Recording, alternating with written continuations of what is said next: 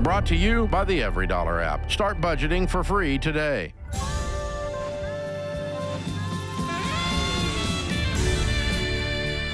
Normal is broke and common sense is weird. So we're here to help you transform your life. From the Ramsey Network in the Fairwinds Credit Union studio, this is The Ramsey Show. And I'm Rachel Cruze, hosting this hour with Dr. John Delony. And we are answering your questions about life, money, career, relationships, anything and everything. So give us a call at 888-825-5225. All right, first up in Vancouver, we have Sarah on the line. Hi, Sarah. Hi. Hi, welcome to the show. Thank you for having me. Absolutely. How can we help today? So I've been married for 46 years, and my husband does not contribute financially to the household finances, and he's also not healthy. And I recently found out that he's been having an affair probably for about 30 years, which has been able to go on because he's had a cell phone for a long time, and he worked shift work, which made it really convenient to sneak around. Good grief. So I'm wondering, is it worth divorcing at this point in time, or do I just wait until he dies because he's not taking care of himself health-wise? Holy smokes. Gosh, Sarah. Okay, so when you say he was having an affair for 30 years, was it with the same woman, or it's been off and on multiple? Yes. So he's been running well, I two believe lives. there's been others, but I believe there's been one very long term. Wow. So he's doing shift work, but he's not contributing. So does his money go to him, and then you take care of the house? Yes. I mean, you've Early on in been marriage, divorced. he did pay for the mortgage on the house, and I paid for everything else. But then once the mortgage was paid for, which has been more than 20 years ago, he's quit paying for anything. Let me reframe this a little bit. You've been divorced for 30 years. Yes, Y'all just have been living in the same house. Yep. Yeah. And I guess, with all due respect, I can't give you that answer. Mm-hmm. Because I can't carry the weight for you of what you have to do next. You get what I'm saying? Like it's such a huge call. You have to make that call. Yeah. But Rachel and I can sit with you and tell you that you're not crazy. But you've been feeling this for 3 decades, though, right? I thought there was something going on a long time ago, and when I confronted him, he just said, no, we're friends. And then, of course, again, because of the shift work and cell phones, they're able to sneak around. When did you find all this out, Sarah? When I came home from work, more than a year ago, I came home from work, and I found him and his girlfriend in our backyard. Wow. All right, so here's the part that nobody will tell you about finding out you're being cheated on. And by the way, you've been cheated on financially. You've been cheated on romantically. Yeah. Your whole marriage has been based in deception. One of the things that nobody ever talks about is that scary, terrifying realization that you don't trust you either. Because part of you knew something wasn't right. And so what I can tell, I had no proof. I know, but there's that intuition. There's that something is off with this person that I pledged my life to. And over time, it's like, man, I think I'm crazy. And he confirms it, right? Yeah, you're crazy. You don't know. And well, that's your money. That's your grocery. And you slowly go along with it. And all of a sudden you find yourself 3 decades removed from that voice inside your chest. Right. And so what I would tell you is, the way I can help right here is for the first time to actually sit down and be honest with you about what you know. And that's scary to do because you either have to choose, well, this is my life and I'm just going to sit here on the pile of rubble that was the marriage I thought I had, or I'm going to be about excavating this thing and building something new, and in your case, by yourself. But there's a reality to that. You get what I'm saying? And do you want this marriage to be healed, Sarah? Like if he came to you and said, I want to do the work and I want to repair this, would you want that, or are you pretty much out? I'm out. Yeah. Yeah. Yeah. Which and he's been out. No one to blame you. Yeah. So from the financial part of this, Sarah, yeah, I would be keeping everything separate. And even if you wanted repair, I would still say keep it separate until there's a level of trust and healing within the marriage, because the money's the symptom, right? You guys, it's a never will be, because he's not healthy enough to do anything. Yeah. So is he not working anymore? No, he's retired. Okay. So why now? This all came to light a year ago, confirming what you've known for years. Why now? Good question. I guess because I feel stuck. What does that mean? Do I leave? Do I stay? Do I walk away from half of everything I've invested in? Like, when I say invested in, I mean like doing a lot of the work and then walking away from whatever pension he has and not being able to, receive any of those benefits after all these decades. Mm-hmm. Are you going to? Or are you sure that he's not leaving him to his mistress of 30 years? Well, I saw his will recently, and it has not been changed. Okay. But I do think there's a bank account that she might be accessing, but I have no proof of that either. Okay, maybe for the first time begin to trust yourself. Okay. And it's worth asking questions. And the other question you have to ask yourself is, are you going to be able to sleep at night if you leave him and he dies next month? Are you going to carry that with you? No. That's not a reason to stay. You're like, nope. Like, that's not a reason to stay. Because I've dealt with some of this stuff. Yeah. And I've made decisions already, but it's that last final piece about staying or leaving. Yeah. I think anybody in our position, in Rachel and I's position, that would tell you, yes, you need to go do this, is taking a really powerful and important decision away from you. And we're not going to do that. But we can call it out, and both of us will confirm. But I think Sarah. Yeah, this is unhealthy. You've already made your choice. As my boss Dave Ramsey always says, when your spirit leaves, let your body leave too. That's a good one. But, and I think this is why I'm hesitant just to say, yeah, you need to run, because it's easy for me to say that, but that comes with very real financial implications, living arrangement implications, health. It comes at a cost that you're going to have to bear, regardless of what you do. And so I can tell you, you're not crazy. You've been cheated on multiple times for a long, long time and dragged behind this marriage. I want you to reestablish yourself as somebody you can trust. And what I mean by that is, do you trust yourself not to squash that inner voice anymore? Do you trust yourself to write things down on a piece of paper and say, here's the reality with which I live in? And do you trust yourself to go get the professionals and friends and spiritual advisors next to you in this next season, regardless of what you do, if you choose to stay or if you choose to go? It's just a heavy path. Yeah, and not doing it alone, to your point. That's it. Having people around you to help wade through some of these decisions is such a gift. So yeah, I'm heartbroken for you. Sarah, we're so sorry. We're so sorry.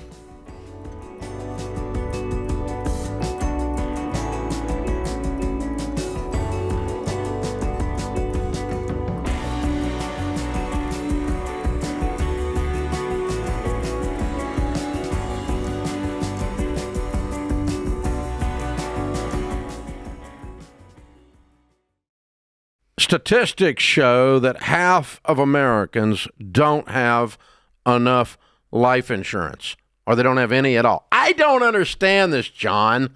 Why don't people want to take care of their family? They think they're going to die or something?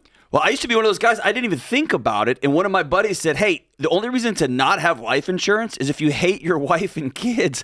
And I immediately went and got term life insurance. That's a gut punch. And you're telling me, and for decades, Dave, I've sat across people who've lost a spouse. They've lost somebody important to them. Me too. They don't know what to do next. Me too. I mean, you're going to have a crisis here. And, you got two options while you're sitting and talking to a young widow. She's concerned about how she's going to invest all this money properly and not mess this up, or she's concerned how she's going to eat tomorrow. That's exactly These are the two options. And take care of your dadgum family, man. Term life insurance can replace income, pay off debts, cover funeral expenses, so your family can actually have the opportunity to just be sad. Yeah. To just miss you. That's exactly what it's supposed to be. It's saying I love you to your family. Term life insurance. Jeff Zander and the team at Zander Insurance makes it easy and affordable. I've used them personally for 25 years. They're the only people I trust. Go to Zander.com or call 800-356-4282.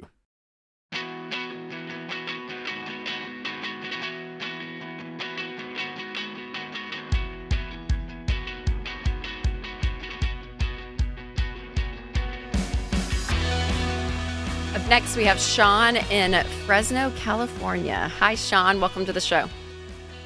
Good morning. Thank you so much for having me. Really appreciate it. Absolutely. How can we help today? All right. So my wife and I spent the last couple years completely exhausting our emergency funds. We've paid about $20,000 in federal taxes over the last 2 years in unforeseen federal tax bills because my wife's paychecks did not have any federal taxes taken out by the HR department. Yep. Even after we had talked to them about it, they missed it again, and we missed it too. So, okay, yeah, I was going to say, because you would know, I mean, when you get your paycheck, to know this is what I made. Exactly. But you didn't, but y'all didn't catch it. There was like a couple months. Yeah, there was a couple months that went by where they were taking it out, and then it stopped for some reason, or it changed. Their HR department kind of, I don't know, it was on us. So yeah, sure. That's bizarre. Yeah. I've never heard of that happening. That's ever. frustrating. It was wild, and yes, absolutely frustrating. We've also, we live out in the country, and so that incurs some country costs. So this year has been the year where it hasn't been enjoyable to live out in the country. Our solar's gone out, our wells needed fixed, our cars have needed about $8,000 of repairs over the last 2 years as well. So anyway, we have spent about $40,000 of our emergency fund over the last 2 years, and has ended up where I have a loan of about $7,000 left against my 403B. Okay. We are also still $100,000 in about and $95,000 worth of debt in both cars as well as student loans. And so we had started our marriage off about 9 years ago, hardcore in Ramsey, and then we got lazy. And so we're trying to get back on track. Okay. And so I'm very thankful we had an emergency fund and it served its purpose, but we're trying to get back on track. And it just feels like we cannot get back. We keep exhausting our emergency fund and we just keep getting shelled. So I just calling, I need some wiser wisdom than I have. Yeah. How much you guys make a year? Together about 185. Okay. Is that before tax? That is before tax. Yeah. Or before the taxes that weren't paid until later. Yeah. Exactly. No, okay. I got you. I would say on a monthly basis, we bring in about 12,000 post-tax. Okay. Okay. Perfect. And out of the 95,000 of debt, and you said student loans and cars, how much? Break those down for me. How much is the student loans and how much are the cars? 50 is in cars. 51 is in cars, and the rest is in student loans. Okay. The cars, two different cars? Two different cars. What are the loans on those? So one is 36 and the other one is 15. Okay. I have a third car. We have a third car. I have a truck that's completely paid for cash, but I also commute for work. And so getting 10 miles a gallon was killing me. I was spending $600, $700 a month in gas. How far is your work? So I actually got to go to work. So I got an electric car. I took out a loan on that. So that's the $15,000 on an electric car. But I charge for free at work. So my gas money. Yeah, but you got how much is your car payment? $350 a month. Okay. Yeah, you're just tripping us. Yeah. So, okay. So, yeah, some decisions I feel like need to be made. Where you guys are living, considering how much it just costs you, solar, the well, I mean, all of it, are all of those pretty sustainable going forward that you foresee, or are they still like, we're probably going to have to fix that again? I think we're good for now, for the next few years, but, I mean, those costs or those different things just pop up randomly. Sure, which they would for any homeowner, even if you're not in the country. I'm just trying to figure out, Sean, there's a little bit of this, like, we just want to be able to do everything we want. We want to live where we want to live. Yep. And so that means we have to drive so far to work, which means we have to get an electric. Like, there's a reality to life. And sometimes you have to pick and choose to make it make sense, if you will.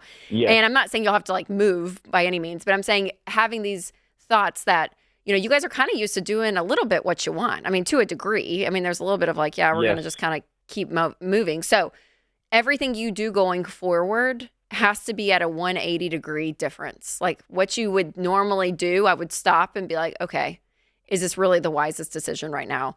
Or you have to live on a principle of, or let me put it this way: none of this will change unless one of the chief principles of your home is we do not borrow money.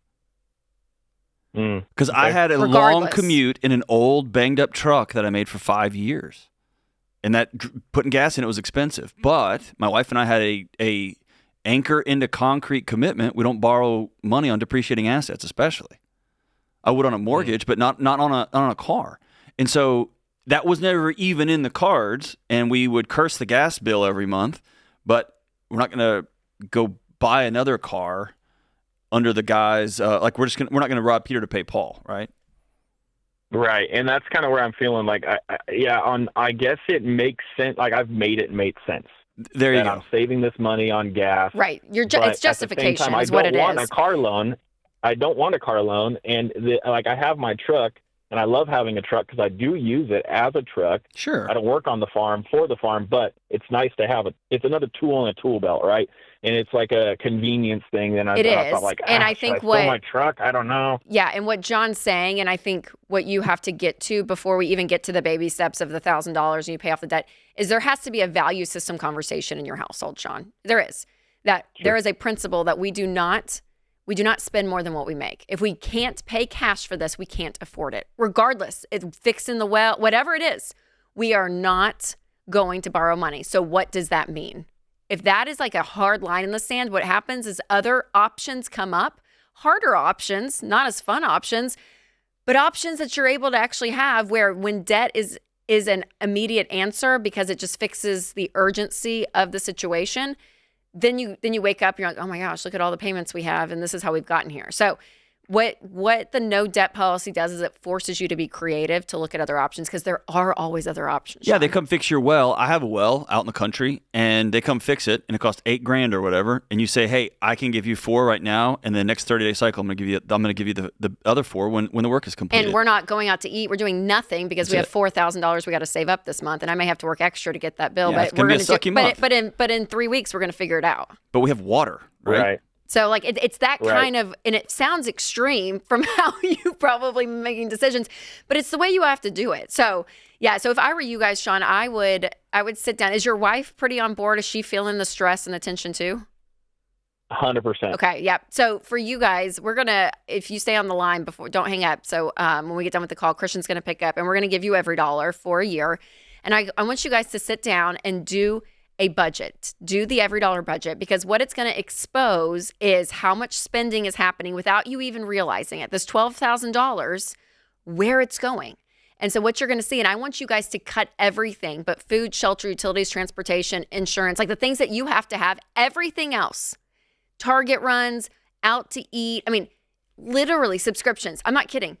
Just say, if we did nothing but what we have to survive, how much would be left? And then you guys got to look at that number and say, okay, there's that number per month. And I don't know what it is, 6,000, whatever it is. And if we did this for X amount of months, how quickly could we pay this debt off? Now, what if we sold the $36,000 car for $32,000? Maybe we had to take out a loan because it's underwater for a little bit. Okay, well, let's do that math. That $6,000, play it out and say, well, we don't want to do that. That seems too extreme. Okay, maybe it's $4,000. Whatever it is, you guys have to run out scenarios of your reality.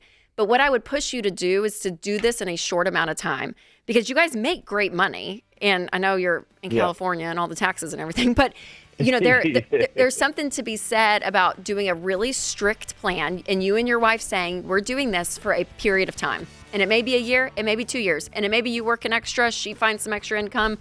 But getting out of this debt for you guys, I think is going to be a massive win. But you have to do it so intentionally and so sacrificially, and y'all haven't felt that in a while. So it's going to be uncomfortable, But that, to me, is the path forward for you guys. So hang on the line. Christian's going to pick up, and we're rooting for y'all. I mean, you can do it. You guys are smart people. You got this.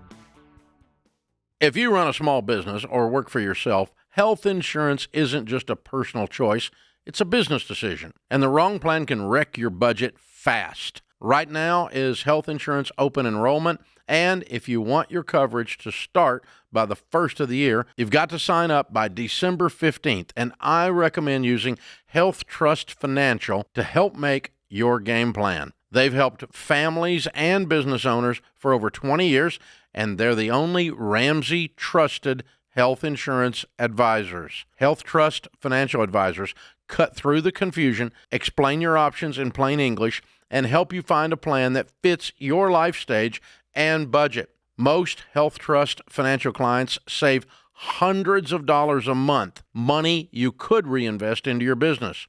So don't roll the dice this year. Protect your family, your business, and your financial future with the right plan. Go to healthtrustfinancial.com before December 15th to get started. That's healthtrustfinancial.com.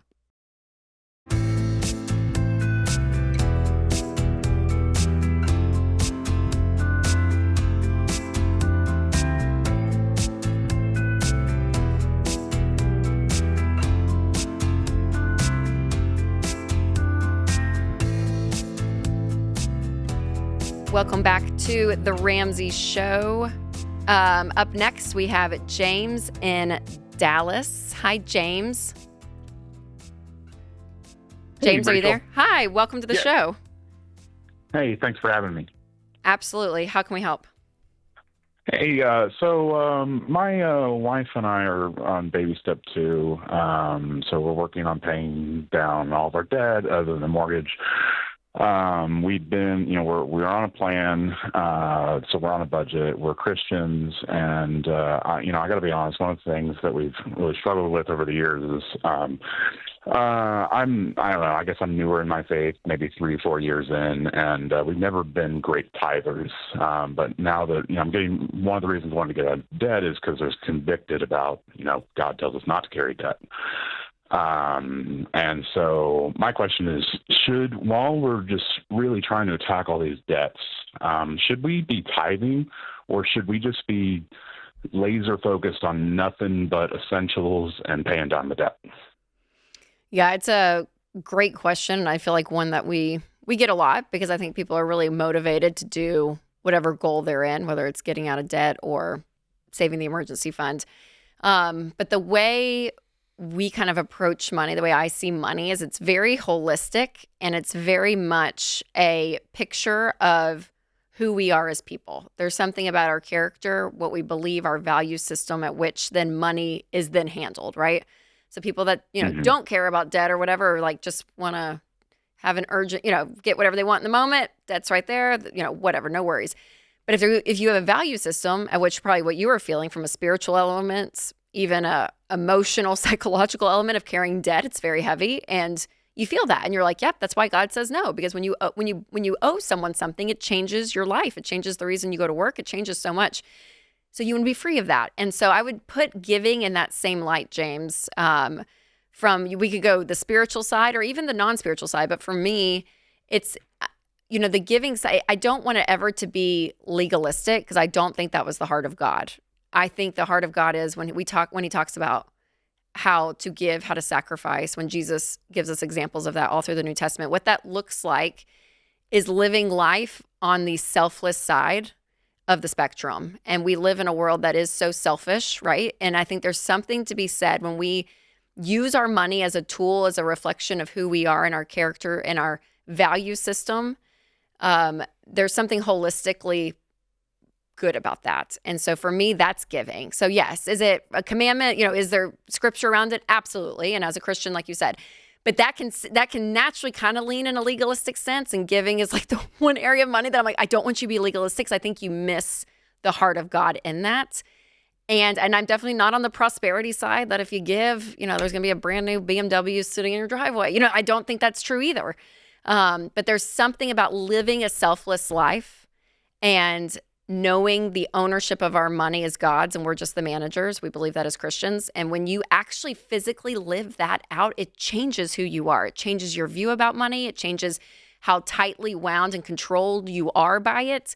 It releases so much. And that's what really giving does. Not only helps what you're giving to, obviously, but who we are as people handling money. It's just a release that I think is really, really impactful to us as people, if that makes sense. So that's a long way to say, yes, I would be tithing and giving regardless of where you are financially. And I write in my book, Know Yourself, Know Your Money, about, give a little until you can give a lot, right? So for some people, again, we teach 10% at Ramsey. If you do the every dollar budget, literally at the top, the very first category is giving, and it's 10% is set there. So that is something that, I stick by. But again, I don't want it in a legalistic sense. Yeah, no, that makes sense. It's a heart issue, and wanting to, that's the difference between the Old Testament and the New Testament is you should give what you feel led to in some regard.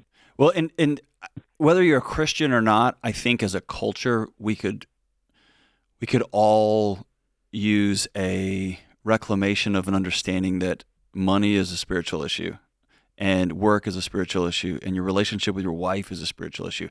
If you're a Christian, then it goes with that lens on, right? But these things are all bigger than us. And I think culturally we've reduced it into what can I get for me? And like my personal belief is was us sitting at the top of the mountain, and that was the slide off the hill, right? And there's something powerful about reminding yourself every month or every 2 weeks when you get paid, this is not my money. And more importantly, I am not the number on this paycheck. I'm a person who, fill in the blank. I'm a person who gives. I'm a person who is generous. I'm the person who sees that exhausted waitress and I over-tip her or I over-tip him because that's who I am as I keep my eyes open for others, right? It makes it I keep using the word spiritual, not to mean Christian, but it's an ethos with which you carry yourself in the world. And so, again, like Rachel said, if y'all don't have groceries, right? There's something about being sacrificial that might not be this percentage, but there is something powerful about starting every check with this part is for others. You get what I'm saying?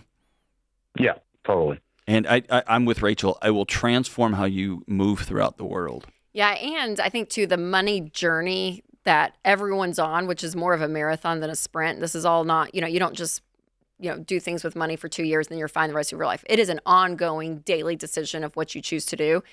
And as you earn more and as you guys get out of debt, James, and as you guys invest and you really do start to build wealth, because that's mathematically what's going to start to happen.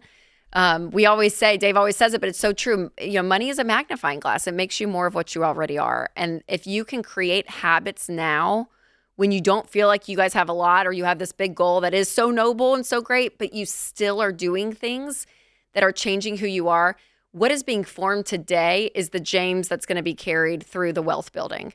And there's a challenge there. I mean, I think there's something really beautiful to say that of like, man, we could get out of debt, I mean, honestly, 2 or 3 months faster, maybe if we didn't get, but at the end of the day, the change that happens within you guys as you are giving and you're sacrificing is worth maybe that 2 to 3 months of being in debt longer because it's changing who you are that's going to carry you through this entire journey of money. James, can I give you an exercise I would love you to do with your wife? Sure. I want y'all to go away this weekend, and y'all are in baby step 2, so don't go spend $1 jillion. But after Thanksgiving, if y'all have a chance to get away with just 2 of you, maybe it's an hour, maybe it's 3 hours or whatever, go for a walk, go for a hike, sit in front of the fire, whatever. Come up with 5 to 10 we are statements. So let's pretend your last name is Smith. The Smiths are people who. And let those values frame your action steps, not the other way around. Because so many of us live, when I get X, Y, or Z, then I'll become. And what you find is that's not how the world works. But the Smiths are people who are generous, period. Well, that's going to frame everything. The Smiths are people who value a relationship with God. That's going to frame it. The Smiths are people who always invite people over to their house. When you have millions of dollars in the bank, that just means your table will be way bigger. You get what I'm saying? No, that makes a lot of sense. But yeah. if you try to go through life, plan first and identity later, that's a recipe for this year I'm going to lose 40 pounds and whatever. You're never going to stick to that. If you wake up January 1 of 2026 and say, this year I'm going to be a person who is a good steward of his body. Well, that's going to frame how you sleep, how you take days off, how hard you exercise, how you exercise when you're tired, because I'm a guy who takes care of his body. What was the book about? It was James Clear. James Clear, that's right. I was going to say, there's Habits, something about that identity that he talked about. Yes. Yeah, most people try to go into life change with habits first. I'm going to wake up every day 45 minutes, and always you run out of gas on that. But if you start with, I'm a person who, or we are a family who, then you have people over when you're tired. You give money when you don't feel like you've got enough that month, and you're like, you know what, we can do without ice cream, or we can do without tipping, or we can do without. It just changes who you are. So get together and come up with those identity statements, and then reverse engineer the action steps that are going to back up your new identity.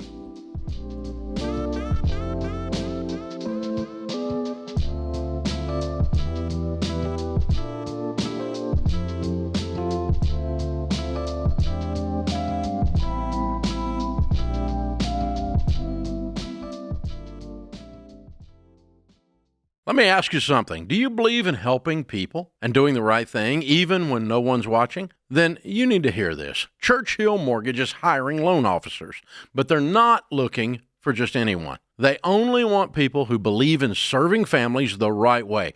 I've been recommending Churchill for over 30 years because they don't trap customers in debt. They don't use slick sales tricks or take shady shortcuts.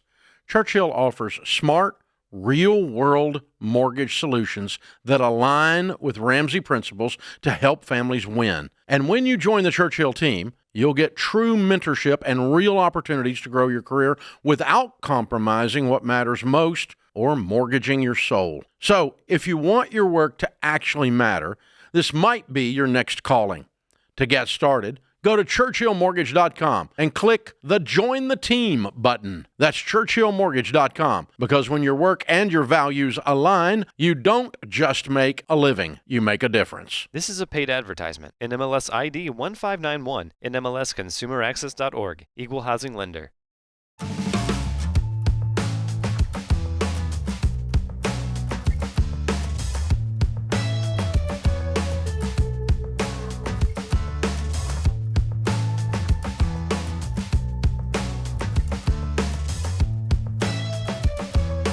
The all-new Every Dollar is here, and now it's way more than just our world-class budgeting app. There's so many advanced features that make winning with money and your progress to actually see you win with money so much faster. The average person finds thousands of dollars of margin in just the first 15 minutes. So start Every Dollar for free today.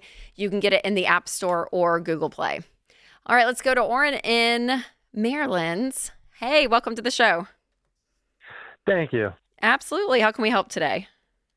So I am basically a college student. I am currently going to community college.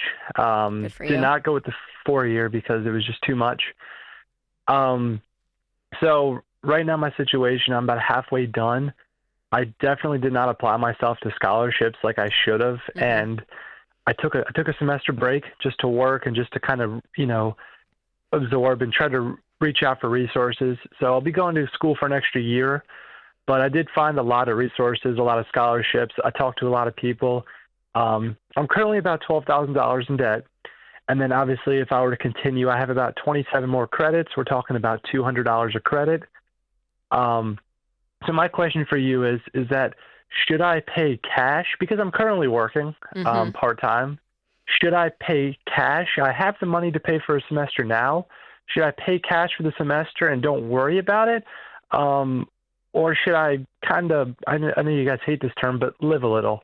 We don't hate that term. Bro, I know. Have you met Rachel Cruze? She lives a lot. We love to live in the right order financially, though. So that's the only caveat.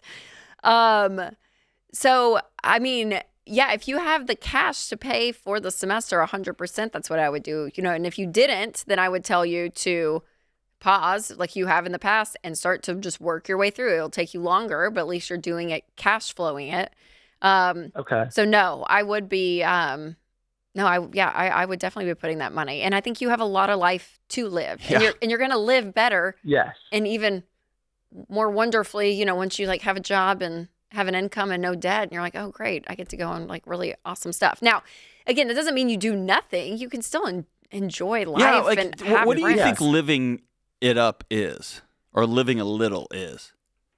I mean, like my brother always say, like, live simple. I mean, he we're all into kayaking. We love kayaking. I live in the country. We love kayak on the river. We all own kayaks. So we in the summertime we all love to go kayaking. I'm huge into bowling. I love bowling. I already have all my equipment. So like going out doing stuff like that. Maybe going out to the beach during like a random weekend, 2-day trip. Yeah. That's kind of like what I mean by like live a little. And how old are you? 20 years old. Okay, all the things you just said are either quasi-free, or especially in your situation, you've already bought all your gear, is free. That's number one. Yes. Okay, so you can always just go run out into the water, or you can take your kayak and go on the water, or you can go throw the big heavy ball at the pins whenever you want, minus lane fees. Okay, so that's already solved. The other thing is, it sounds like you're not fighting that reality. You're fighting an ethos. Okay. You're fighting this idea that other people have it better than you do. And I don't feel jealous in that way, but I definitely like. Okay. It's not the actual things that are happening. It's this older brother who's like, bro, you need to be, and you started this call by apologizing twice. Okay. With kind of like your head down as though you've already lost something. And dude, I'm telling you, you're not even at the starting line of the race yet, which is awesome. Yeah. If you will invest in one person, and that's you, for the next 5 to 10 years, you will have no idea what, quote unquote, living a little looks like to Rachel's point. Okay. If you pay cash and get out of school and go put your nose, you should have more than a part-time job right now, is what I'm saying. You should have Currently, a full-time I'm in job. College. I know, dude, but I had a full-time job and 2 kids, and I got a PhD at night and on weekends. You can do it. Okay, so the counselor's telling me at college you should only work a certain amount of hours a week. That's kind of BS in a sense. I'm not gonna put that onto the counselor. I'm telling come on, you, John, blame the counselor. Okay, yes, it's nonsense. It's nonsense. Okay, so here's the deal: you're in community college, work full time, get another part-time job, and get done with your school. And there's always Saturday mornings, Sunday evenings. You can go knock out the stuff. You're right. Now, what is your brother doing professionally? So actually, I might have. No, you said he lives simple. Yes, he does. I So think John got. He's chill. He followed your guys' program. He actually introduced me to the Dave Ramsey program. He has everything paid off except for his house. And what do I mean by what I was telling you earlier? So he's into kayaking. He already bought a kayak previously. Okay. He loves going hiking, so he already has all of his hiking gear. That's the stuff he has the most fun by spending the less. Okay, gotcha. So he's like a good model in that way. Okay, so he's a good model in that way. My bad. Okay. Yes, you're good. How much older is he than you? 27, so he's 7 years Okay, older. so it's very common that people are graduating high school, graduating college, and they want to move into the house the same size as their parents' house that they just moved out of. Yeah. They want to drive the car that their mom and dad drove them around to school in. And that's unrealistic expectations. So your brother has a 7-year head start on you where he lived very frugally, found love in going out in nature, very inexpensive activities on the whole. Now, I'm in the middle of hunting season, and I figured out a way to make that very obnoxiously expensive, right? But he's doing it the right way, and he's just got almost a decade head start on you. Yeah. So put your head down, work really hard. And I bet he would be a great one to be able to relate to you, though, to say, yeah, you're 20, you don't need that stuff. I mean, I bet, his story should be one that... I've been kayaking with people who have fancy kayaks, fancy stuff, and I've got the rented one that's $15, and it's uncomfortable. It's annoying. Kayak is a kayak. You know, it's not, Rachel. I found mine at marketplace for $40. Yeah, exactly. Right. It's great. But listen, if you will write a letter to 50-year-old you. Okay. It's a letter of gratitude for here's the things I'm going to do for the next 6 to 7 years with my head down, working my butt off. Mm-hmm. So that 50-year-old you has the life that you want to live. 40-year-old, 50 may be too long. 40-year-old you, 35-year-old you. But dude, I want you to put some money in the bank.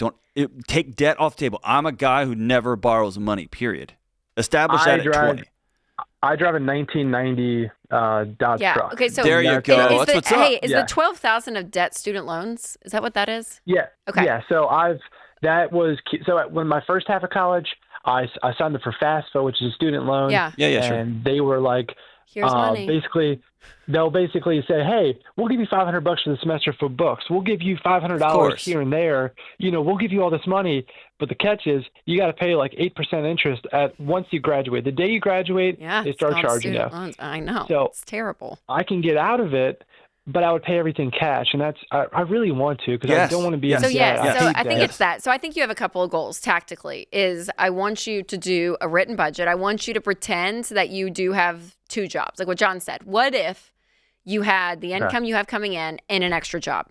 How much money will be there? How much money do you need to save per month to make sure you cash flow starting in August, right? Because you have enough money to cash flow the spring semester coming up. Yes. So how much do you need to save between now and August to make sure you cash flow the fall semester or summer classes, whenever you're going to do it?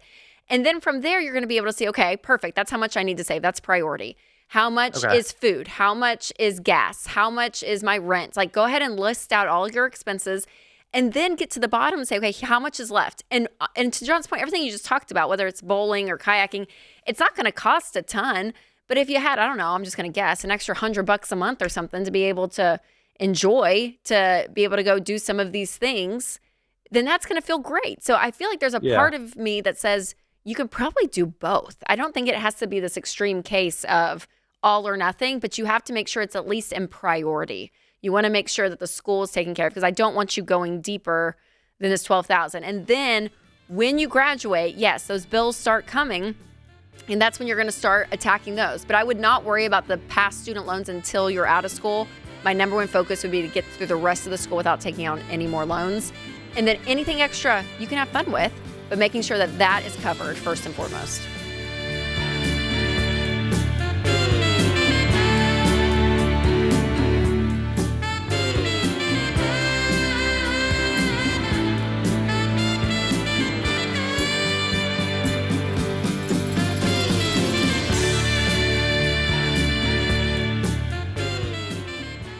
The holidays can come with a lot of pressure to spend.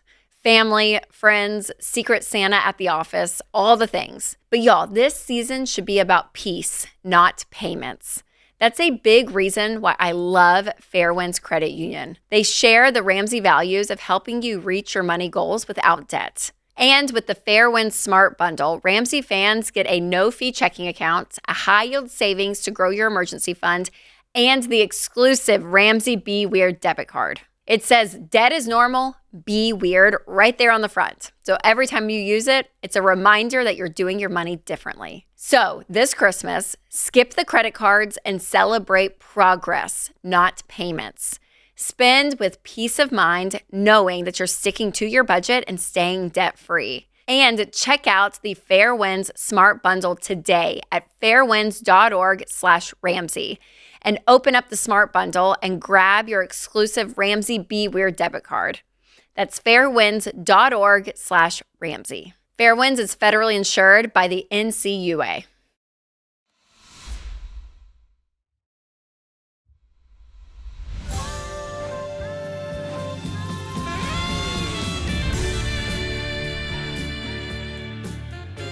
Welcome back to The Ramsey Show in the Fairwinds Credit Union studio. I'm Rachel Cruze with Dr. John Delony, and we are answering your questions.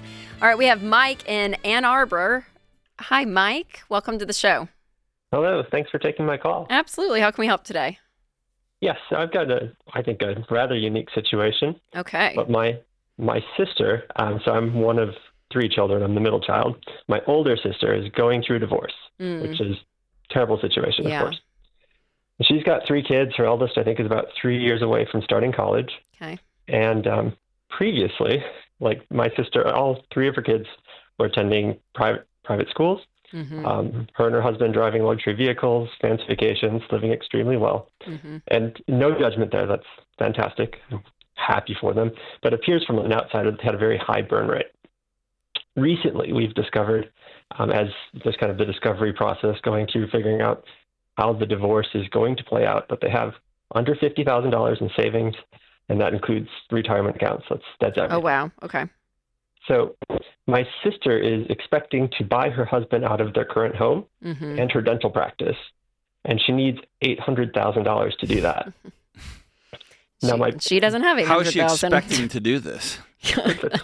Great question. Yeah. So she'd reached out to me, and it turns out she had reached out initially to my parents, and they had agreed to provide her with $400,000. Oh my gosh! Do they have that money?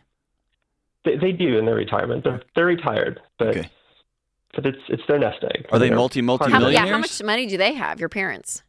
It's a great question. I don't know the number, but okay. Did it feel like that's a significant part of their retirement, like a fourth or a third, or is it like, oh no, that's 400, just like 400 they wouldn't miss.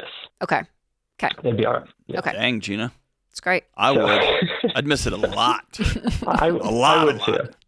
Definitely. And so my sister then reached out to me and asked if my husband and I had an extra $400,000 she could borrow.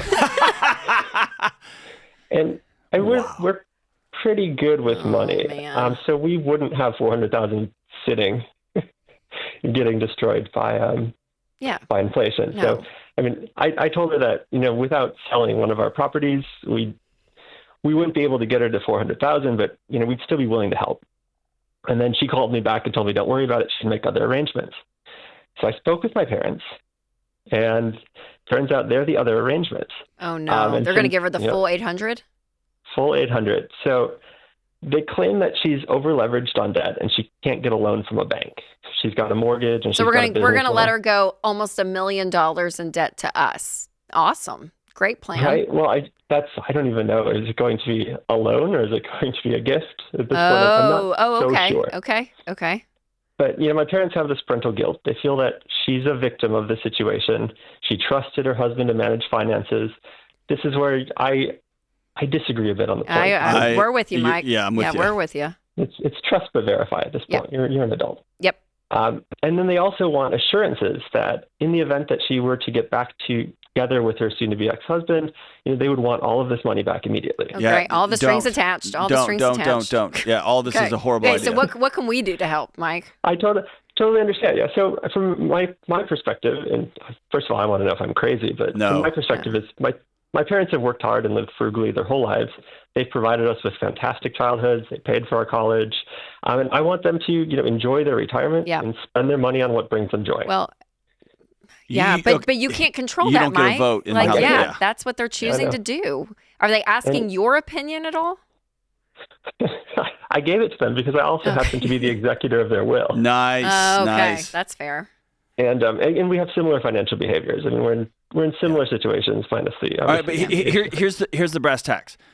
Let's say 100%, and Rachel and I take these calls, so it does happen, that your sister was lied to, manipulated, and just got hit by a steamroller with this divorce. The financial position, she had no idea. She thought everything was different, and bam. Okay? There is that mess. And in my world, we say not by her hand, but in her lap. She didn't cause this, and boom, here it is. That doesn't give license to avoid reality moving forward. And what does that mean? That means she can't afford the house she lives in. She can't afford to buy a dental practice as much as she wants to own one. It's because I got screwed, I'm now owed X, Y, or Z. And that's how our country is in almost $40 trillion worth of debt. That's how student loan debt is almost $2 trillion.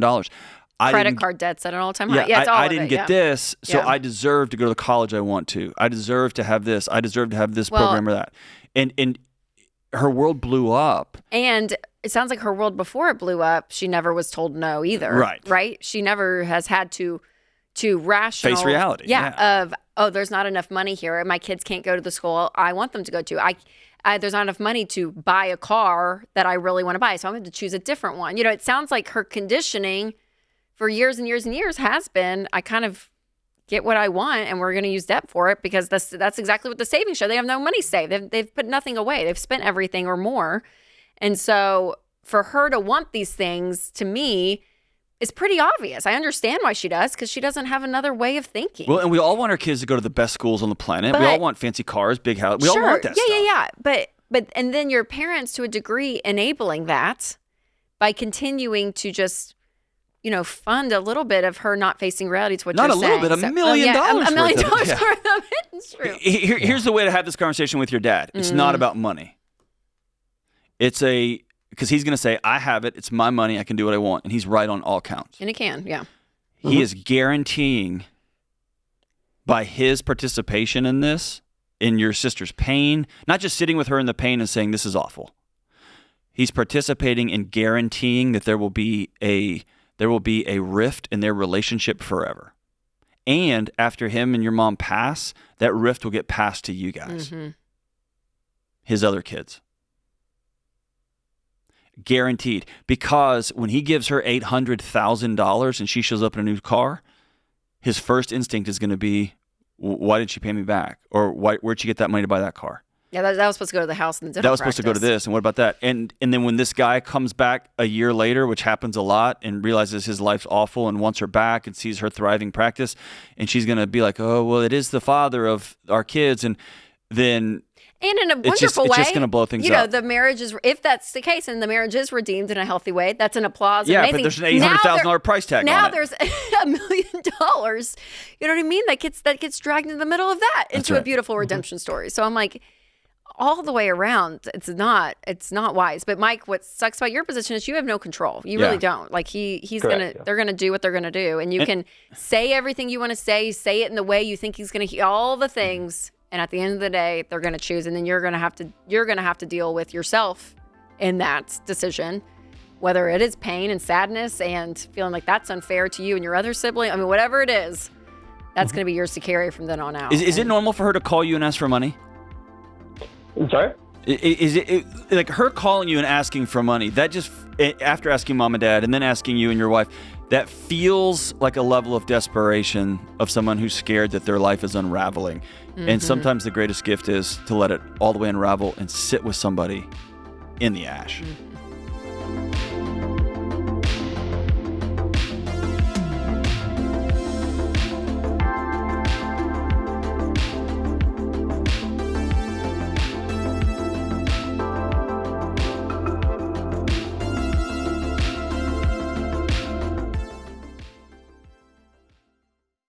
If you've got collectors breathing down your neck and you're drowning in credit card debt, you don't need another debt relief company trying to sell you sunshine and unicorns.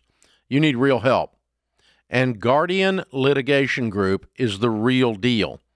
They're not a call center. They're actual attorneys. That means when a creditor tries to sue you, they can step into the courtroom and fight back. Now listen, debt settlement isn't pretty. It's not a magic wand, and I'd prefer you get out of debt the old-fashioned way. But if you're staring down bankruptcy and you've got no other way out, Guardian gives you a path to clean up the mess without paying a dime up front. Guardian's attorneys have helped over 55,000 people across the nation settle over $600 million of debt. So if you're ready to take back control of your life and stop cringing every time the phone rings, go to guardianlit.com/Ramsey.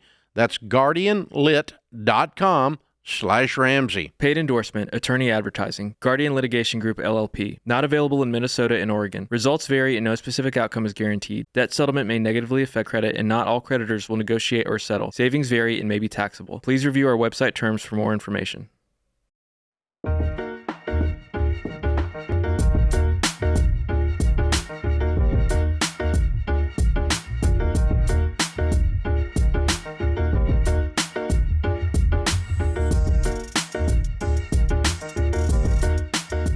Well, it's that time of year. In a few weeks, we're going to be doing our special giving edition of The Ramsey Show. It's one of our favorite shows that we do all year, and we want to hear stories from you about how you have given generously this season. So maybe you've tipped a waiter or waitress like a ton and you have an awesome story around that. Maybe you've bought someone Thanksgiving dinner. Maybe you bought someone a car, whatever it looks like, but outrageous generosity. We want to hear from you. Or maybe you were on the receiving end of a very generous gift, and then those are always obviously is wonderful. So we want to hear from you again, whether you have been the giver or have been given to. We want to hear. So go to RamseySolutions.com/ask and put giving in the subject line. And we do this, we do it once a year, always around Christmas time. It's one of the most popular shows that we do. It always gets so many listens because it's just, it's kind of like faith in humanity. You see the good that's being done. And can I tell you, now that you've just read this, this like promo, like we're doing this. Yeah. It reminds me like back in 2007 and 2008, I was a part of this. It was like a men's group that met on Monday mornings. And there was a guy there. He was a general counsel. His name was Slade. And he was an attorney. He was one of the greatest men I've ever met. Every Monday morning, he would go around the table and ask us, what's one nice thing you all did for your wives last week? Oh. The number of times, I'm a new married guy, Sunday night, I did a nice thing so that I could say something Monday morning. Okay, that sounded cheap and it sounded like not in the spirit of. To this day, Sunday nights, I still look around. Can I go fill my wife's car up with gas? Can I help with laundry before school, whatever? Mm-hmm. And so if you haven't done anything outrageously generous, go do it just so you can call in. You know what? That's a great. But it's about the practice. Yes. And you will feel how good it feels, and you'll be more likely to do it again. So if you haven't done something outrageously generous, let this be the call to go do a thing, and then write in and tell us. And then while you're doing that thing, keep your eyes open, bring your kids with you, let them be involved with it, and it will transform, obviously, somebody else's life, but it will transform your life and hopefully inspire you to give more throughout the year. I love it. So good. Yep. So that show is coming up December 18th. So again, start sending in your stories because we do want to celebrate living like no one else. The later you get to live and give like no one else. All right, let's go to Houston, and we have CJ on the line. Hi, CJ. How you doing, Ms. Rachel? We are doing great. You got another Houston. H-Town. Houston. What were you, a resident of Houston, I guess? I don't know, next to me. But, gosh, you're not a resident of Houston. You're from there. You know what I'm saying, CJ? You get it. From Houston. Yeah, I get it. All right, gets CJ, how can we help? Hi, I'm currently $60K in debt. I'm currently 22 years old. I'm a college student, and I work full-time as well. 30K, about 25K of it is a cosign. This was before I started listening to the show. I co-signed a car for my mom that she had totaled. She totaled out her previous car, and she wasn't able to get a car. So I'm the only one of her children that has a great credit score and very financially stable in their eyes. But I feel like I'm drowning. Has she stopped paying on that $25,000, or are you picking that up? No. She's paying on it. Okay. I'm making sure she's paying on it every month. I'm currently. But you're you're on the hook for it, is what you're saying still. Which, yeah, I get that. That just makes me uncomfortable. Yeah. It makes me uncomfortable. Totally. Okay, man, you should feel uncomfortable. What's the rest of the $35,000? Is it student loans? I have $10K in student loans. Okay. And I'm going to cash flow the rest of my time. I'm currently in community college. I have like a semester left. Oh, good for you. After that, I'm going to be going to either UTSA or another college for cybersecurity. Excellent. Okay, good for you. And then what's the other $25,000? 20 of it is my car, and then the other. I might be wrong, but I have like $7K in credit card debt. Yeah, that I'm currently paying on. That's my baby step one. CJ, what kind of car are you driving around? I have a 2021 Honda Accord. Not for long. If you sold it, private party. They're great cars. Well, I know it is. But listen, I drove all over Houston. I'm a 6'2", 200-pound guy. I drove all over Houston in an 88 Tercel EZ hatchback and moved up to a Corolla. Was it great? No. I'm 6'7". I like the Honda is the only car that has enough space. You can, man. Hey, I'm making it fit. Okay, CJ, though we can find a bigger car for less than 20. You had to say, I'm 6'7". Oh no, You can't I'm not gonna fit be in the a kids. Honda. That's what my kids do. 6'7". 6'7". It push it all the way back, the last setting in the car. You got to take the back seat out of that thing. All right, good for Okay, you. how much money are you making, CJ? I'm making $21.55, and we getting a raise in about a month. How much are you bringing home a month? What's hitting your bank account each month? About $3,500 on the low end, but I have opportunities to work. Like right now, it's slow, but next year, when the year starts, we're gonna have plenty of overtime. Great. Okay. And awesome. I currently have $5,000 in my savings, and I know we're supposed to have $1,000, but me and my family have went through a lot, so you're nervous. It freaks you out a little bit. Yeah. Okay. No, more than a little bit. I currently am talking to a therapist. I have anxiety and depression, so the anxiety comes from stability. And when I don't feel stable, it just, my world rocks. Yes. Yep. Trust me, dude, if you will make this a madhouse priority to get this debt out of your life, I've been right where you are, dude. Right there. Oh, trust me, I'm on the way to. And listen, but you got to hear me. Rid of that $4,000. I know. Safety. I got you. But listen, on the other side of paying all this debt off, you're going to sleep like you have never slept in your life. I promise, because I've walked those same shoes.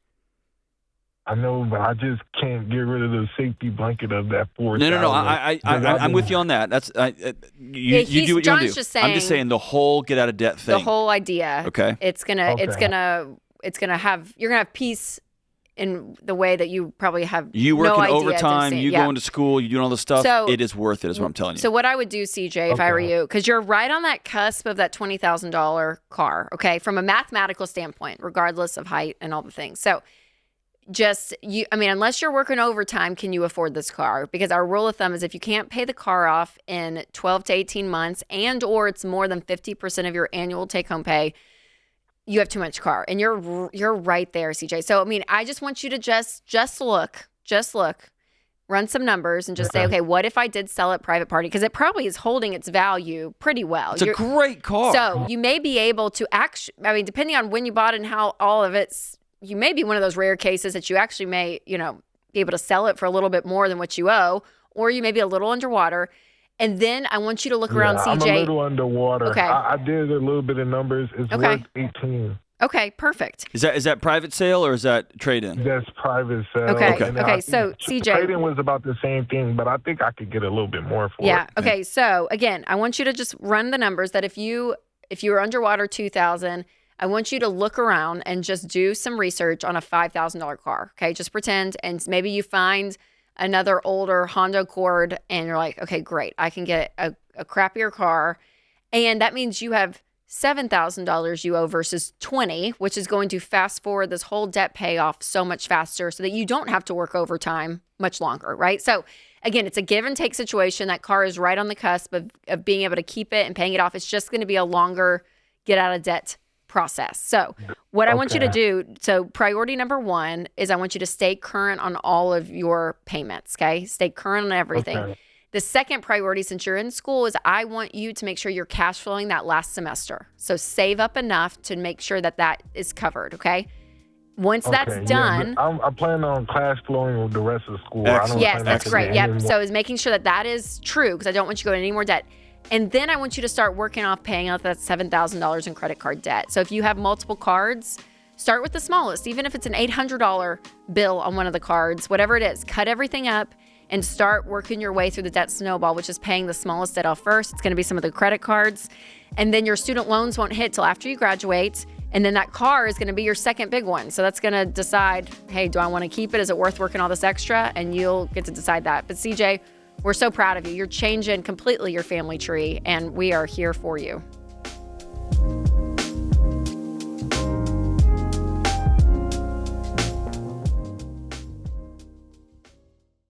I love entrepreneurs. Don't forget, guys, I started my company on a card table myself, so I know what it's like to have people counting on you.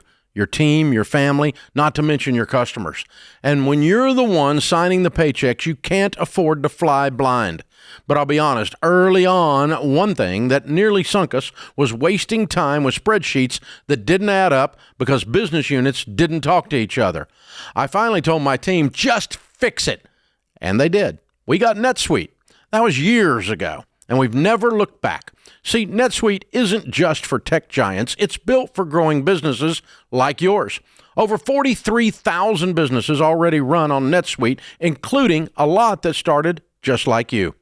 And now, with built-in AI, NetSuite is helping them even more.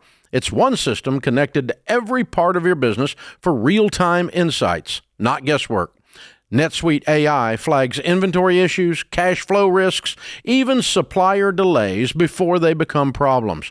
So you can trust the data, stop wasting time, and make the right decisions faster. Take a free product tour today at netsuite.com/Ramsey. That's netsuite.com/Ramsey.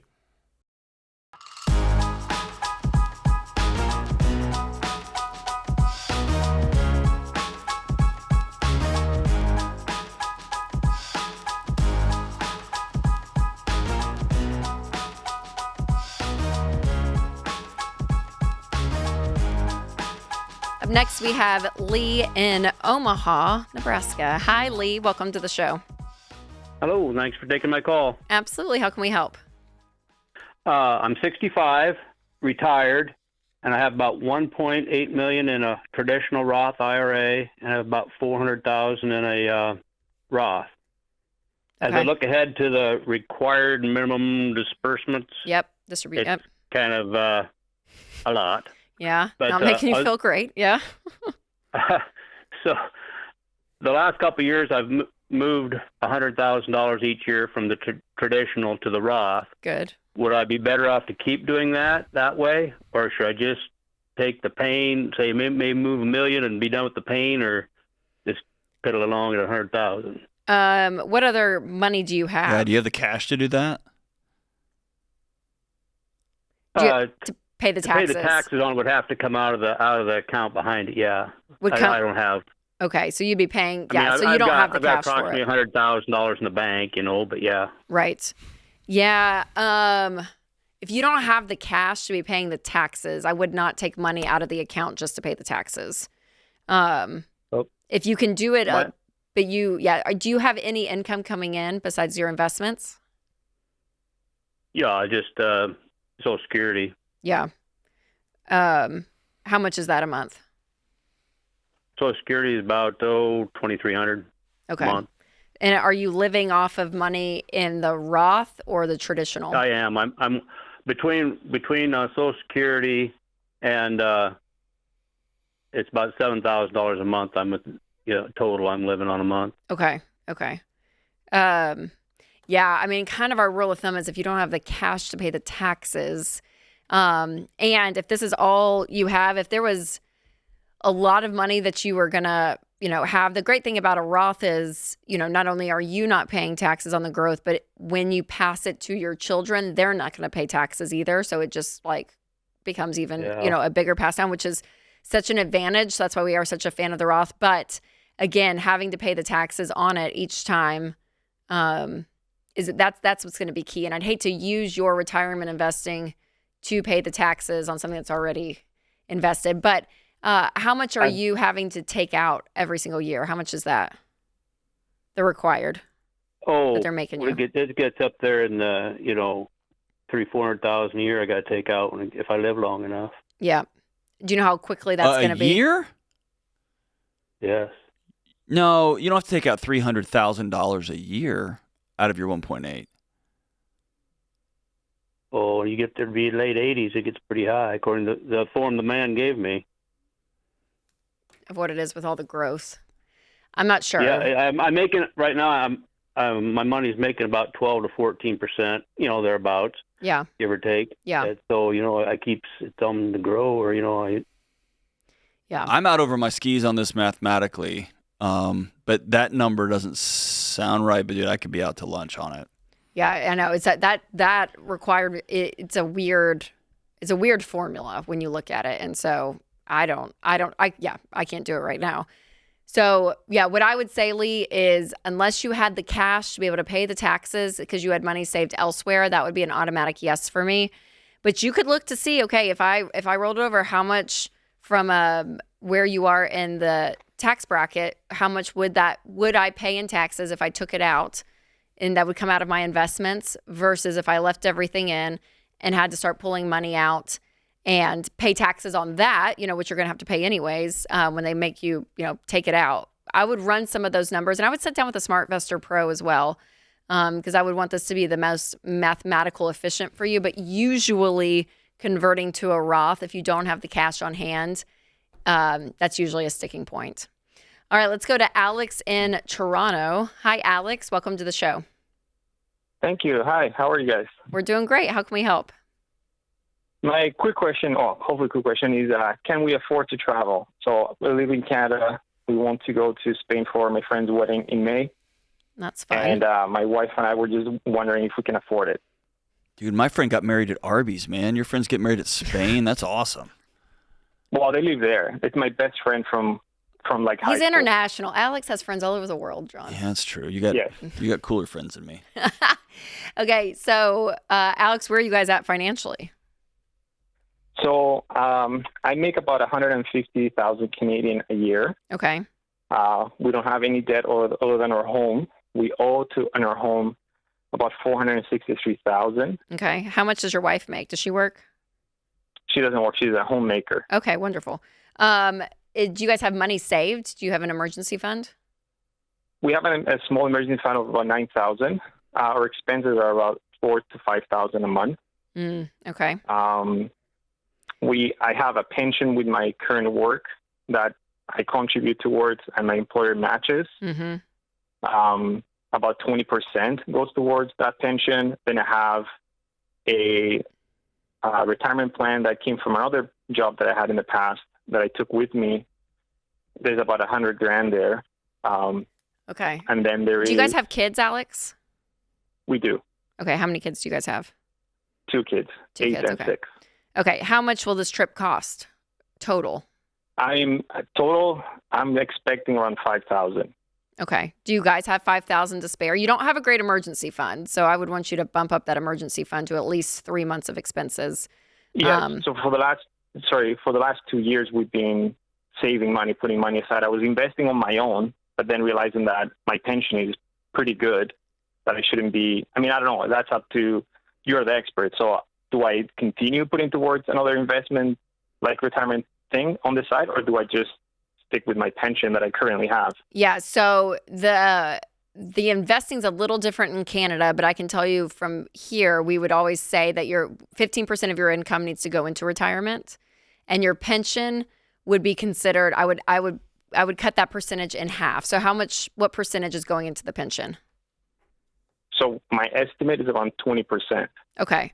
So what I would say is that would be quote unquote 10%. So I'd be saving 5% more somewhere else. Mm-hmm. And again, Okay. the Canadian, retirement, you'll have to look to see what's probably the better option. But I would put 5% of your income into that. So I'd have the pension at the 20%, and then I would put 5% somewhere else, because the reason we say the pension, it is included in that 15%, but it's half, is because it is still a great place to put your retirement, but you have no control over it. And so that's what it's always a little bit like, So again, 5% somewhere else. But yeah, if you guys can cash flow this trip to Spain, I mean, I would make it a goal to get your emergency fund up. I would be putting some money away there. Mm-hmm. But yeah, if you guys have the ability to cash flow it, and again, cash flow, and it not stress y'all out, you have no debt. I mean, you guys are saving, you're doing great. So I would say, yeah, I'd be okay with it. Okay. Hopefully my wife can listen to this now and then. I don't know. John, would you go? John's a little bit more not as. Yeah, no, I would go, but here's where I would fall short. The moment I deviate from a plan, right? Like if I'm trying to accomplish an exercise goal, the one morning I don't keep my word to myself, I'm off it for the next 4 months. And so the only thing giving me pause here is how low, the fact that you got kids and how low your emergency fund is. And you are one kid doing one fun thing in the front yard from burning through that $9,000 in no time. And if you do choose to go to this wedding, it can't be, well, we've done it once and now we can do it again, and now we can go ahead and get this car, and now we can go ahead and get this other thing. It would have to be such an anomaly, and it would have to be different than I'm able to do right now. Yeah, no, I totally get that. Yeah, last time we traveled like that was 2 years ago. Yeah. Yeah. So it's not a constant thing that we do every year. And it may be a thing. It may be a thing that like only you go, and it would be cool to take your wife to Spain and then celebrate at a wedding, whatever. But we can only afford it to only make sense for us financially for one of us to go. So those are some more variables you can. Yeah, throw and your out wife there, may be more okay with it if she knows there's more money saved. There may be more security knowing, okay, we have good money, money saved.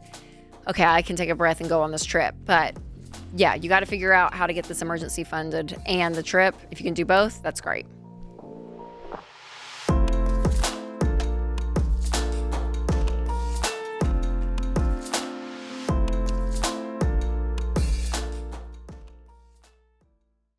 Hey, y'all, you know I'm all about keeping your budget in check, especially during the holidays. And that's why I always start my grocery shopping during the holidays at Aldi. From fresh produce to holiday favorites and charcuterie boards for parties, Aldi has it all. And at prices that will help your family save big, up to $4,000 a year for a family of four. So do what I do for my family. Shop at Aldi first to save on groceries without sacrificing quality or holiday joy.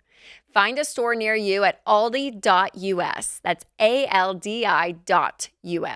Savings based on regional analysis of Aldi versus select competitors. Prices may vary by location, product availability, and the market.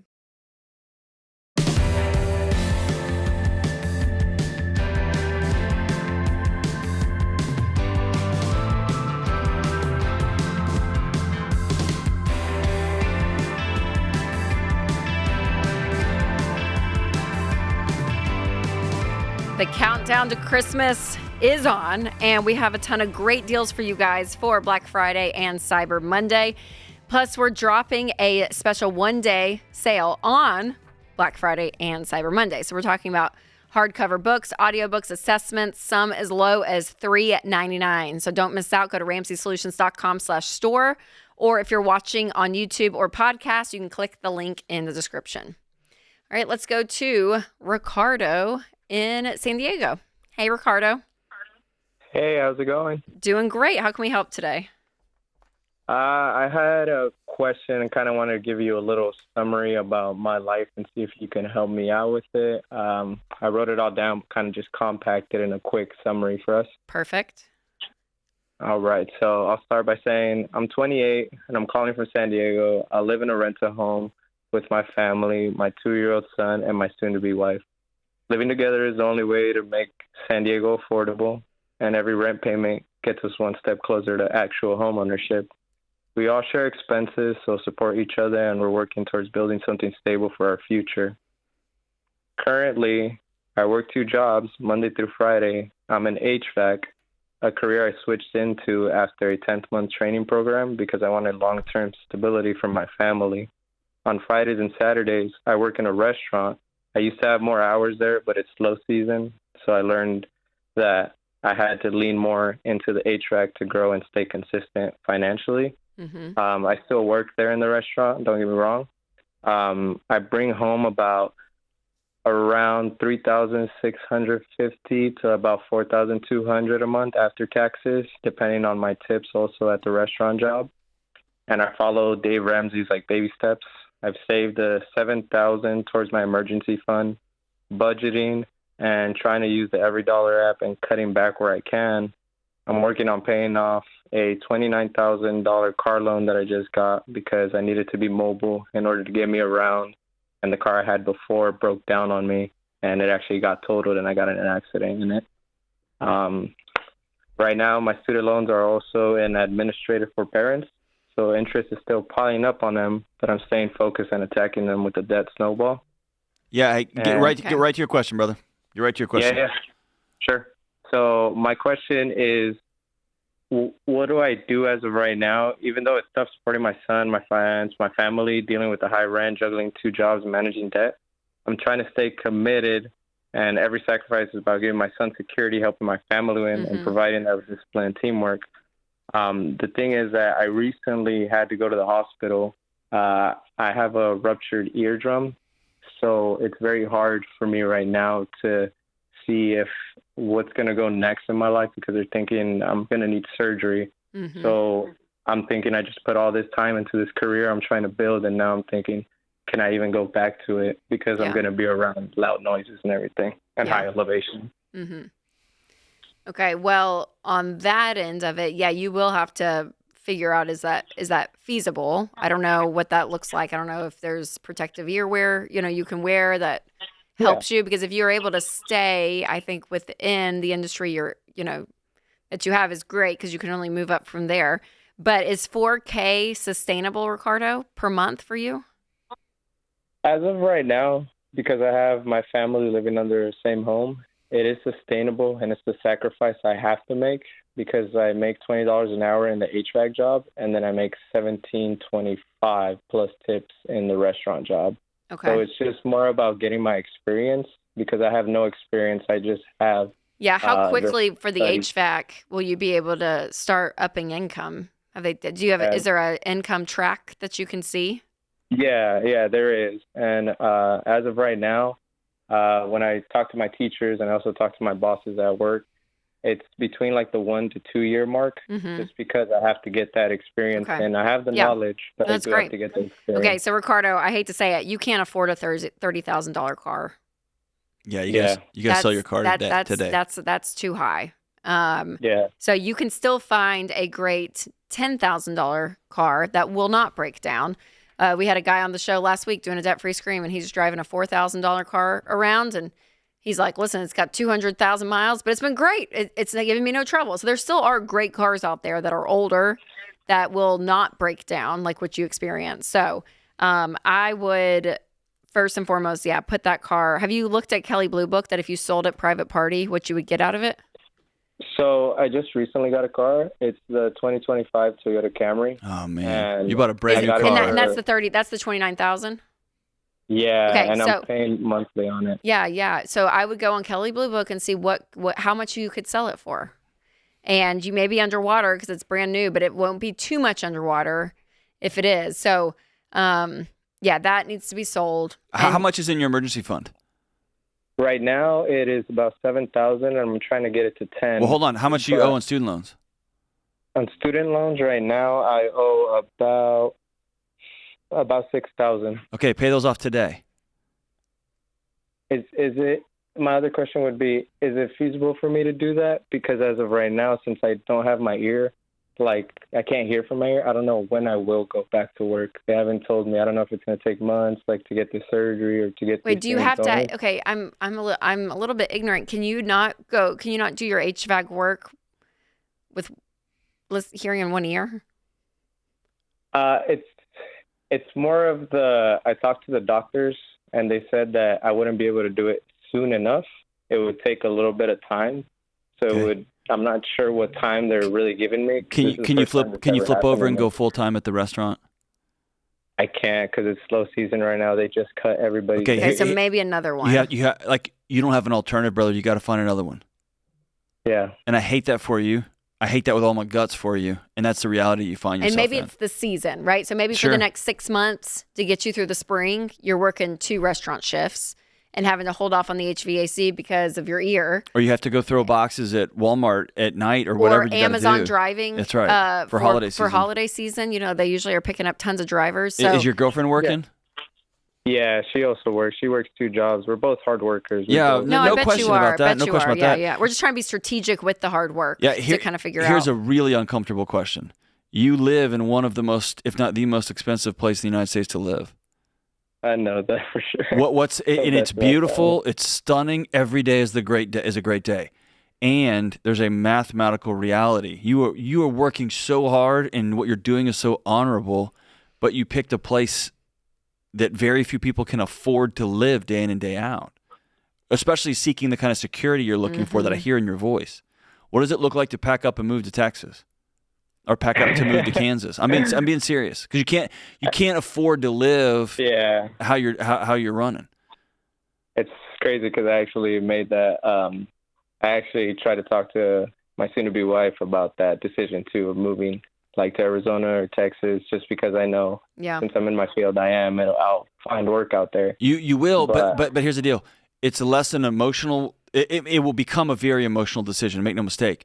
But right now, you have a math problem. You don't have a work ethic problem. You don't have a like wanting to love and take care of your soon-to-be wife and kid and all that. You don't have those problems. You have a math problem.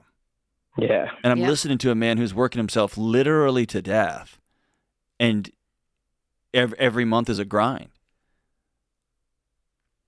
So, okay, so here's what I would do, Ricardo. As you get off the phone, if I were in your shoes, my goal would be to save $2,000 this month and next month, however that looks. And then in January, I would be putting my car up for sale. If you're a little underwater, I think what that's going to give you is you'll keep $1,000 in your emergency fund, and then you're going to have $10,000 cash. You're going to use some of that money to pay the difference, get rid of that, use the remainder to go buy a crappy $5,000, $6,000, $7,000 car. Okay.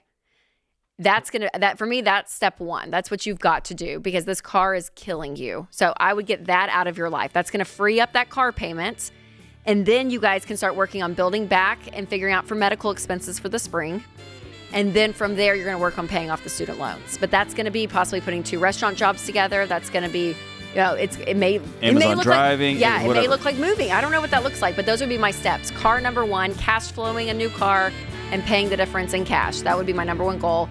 And then we have to, figure out the lifestyle, which is a really, really, really big decision, but it's one that long term could relieve you guys a lot from the hard work that you're already doing.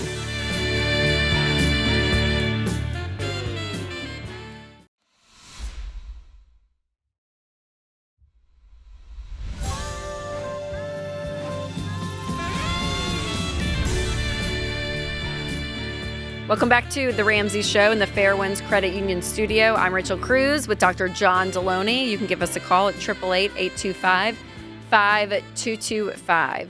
All right, starting us off this hour is Cynthia in Miami. Hi, Cynthia. Hi, how are you? We are doing great. How can we help? Hi, so I'm calling to get you guys' perspective. So we have a house and we are selling it to clear out all our debt that we've been having, plus the house, because when we bought the house, we didn't do it the right way. We didn't put 20% down. It was an older home. And now there's like a lot of work that needs to get done. So if we are able to sell it, we're able to cash out and then we'll have all our debt paid for, and we'll be left with $160K around there left over. So I just kind of wanted to see what you guys think we should do, because we were planning on renting for a little bit, so that when we're ready to buy, we'll buy the right way, and also just making sure we'll have money to fix things. And Sure. So I just kind of wanted to see what you guys think, and also, we'll use that money for investing. Just kind of see what you guys think. Yeah, absolutely. Okay, so 2 questions. One, for you selling this house, because I just want to clarify, yes, 20% is ideal for a down payment, but we always say if you're a first-time home buyer, 5% is okay. So I do want to make sure you're not rushing to move out of this house. Is it really drowning you guys financially? Like you're like, we got to get out? Because sometimes people are like, well, we can just sell, wipe out our debt, and we're all okay. But sometimes that doesn't always fix the issue, if does that make sense from like a behavior standpoint? Of course, yeah. So it does make sense. We actually been trying to pay off a lot of debt, like since we've been together for like about 5 years. And then the thing is that if we keep the house, it'll be an additional $25K in debt because it needs like a roof ASAP, AC, water heater. And when we bought the house, the money that we had, we fixed it inside. It was like a fixer-upper kind of house. So Sure. We didn't do all the major things at first. Okay, gotcha. And the payments too much, and all the expenses that are going to be with it. You're like, it's just too much for us to handle in our income. Yes, correct. So we were just thinking of starting fresh now that we know what we know, and we're more diligent with our money. So we're like, we'll have a clean slate, and we'll How much forward. consumer debt will you guys pay off with the equity?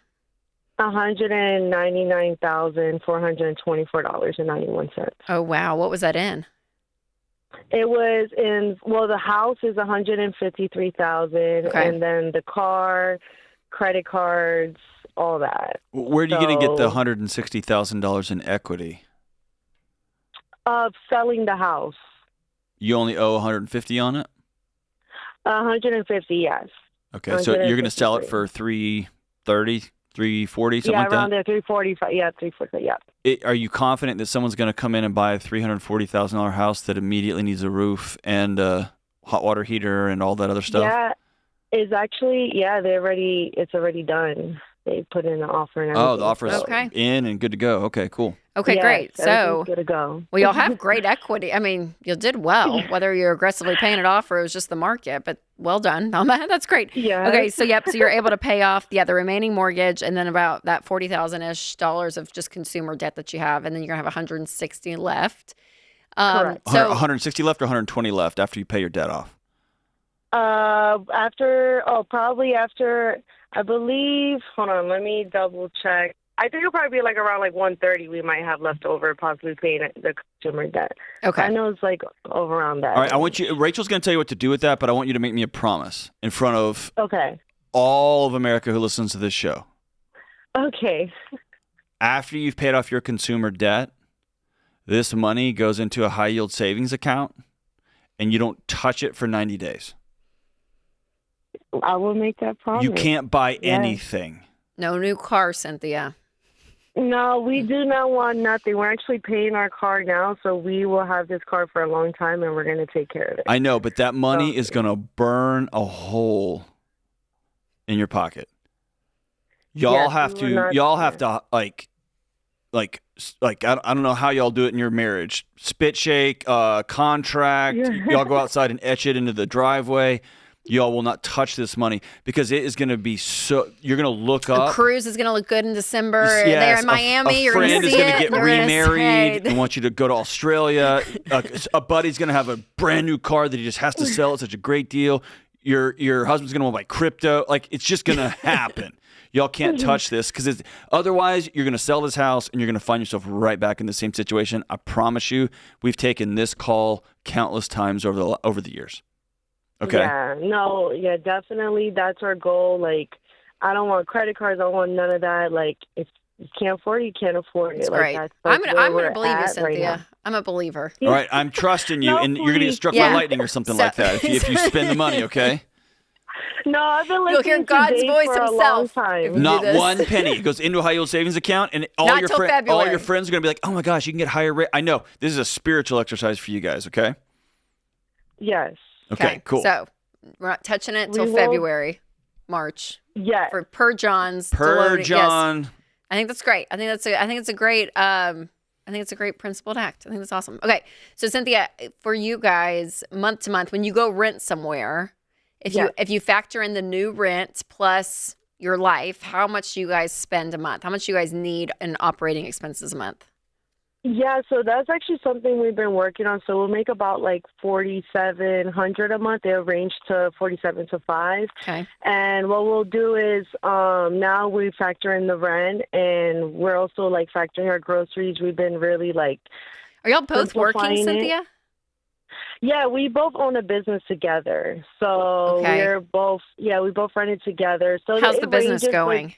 Do you see? Is there an upward trajectory of it? Okay. Yeah, it's going good. Because around 50, you guys are 60K-ish in Miami. It's not a ton. It's an expensive area. Yeah. So it's good and it's okay. We're not in Miami. We're around that area. Okay. So doable for you guys. Yes. Yeah. Okay. Good. Yes. Good. Yes.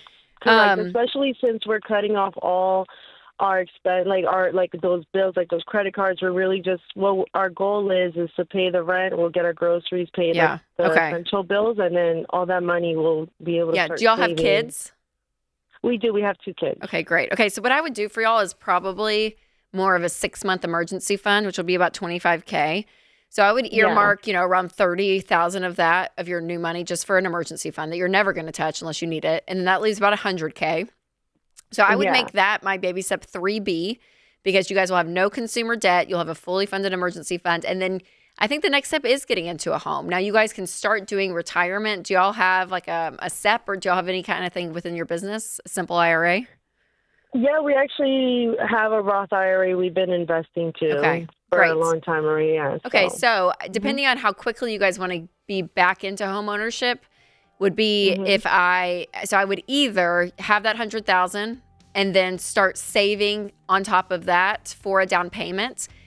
And then if you're not going to buy a home within, I would say probably 3 years, I would start investing as well, 15% of my income into retirement. But if you think you could buy a house in around 3 years with the amount you can save, I probably would hold off retirement till I'm in the house and then fund 15% of my income into retirement. But if it's going to take longer than 3 years to buy again, I'd probably go ahead and just do the 15% into retirement and build on top of that down payment. But those would be my next goals for you guys. So yeah, excited for you guys for this next season.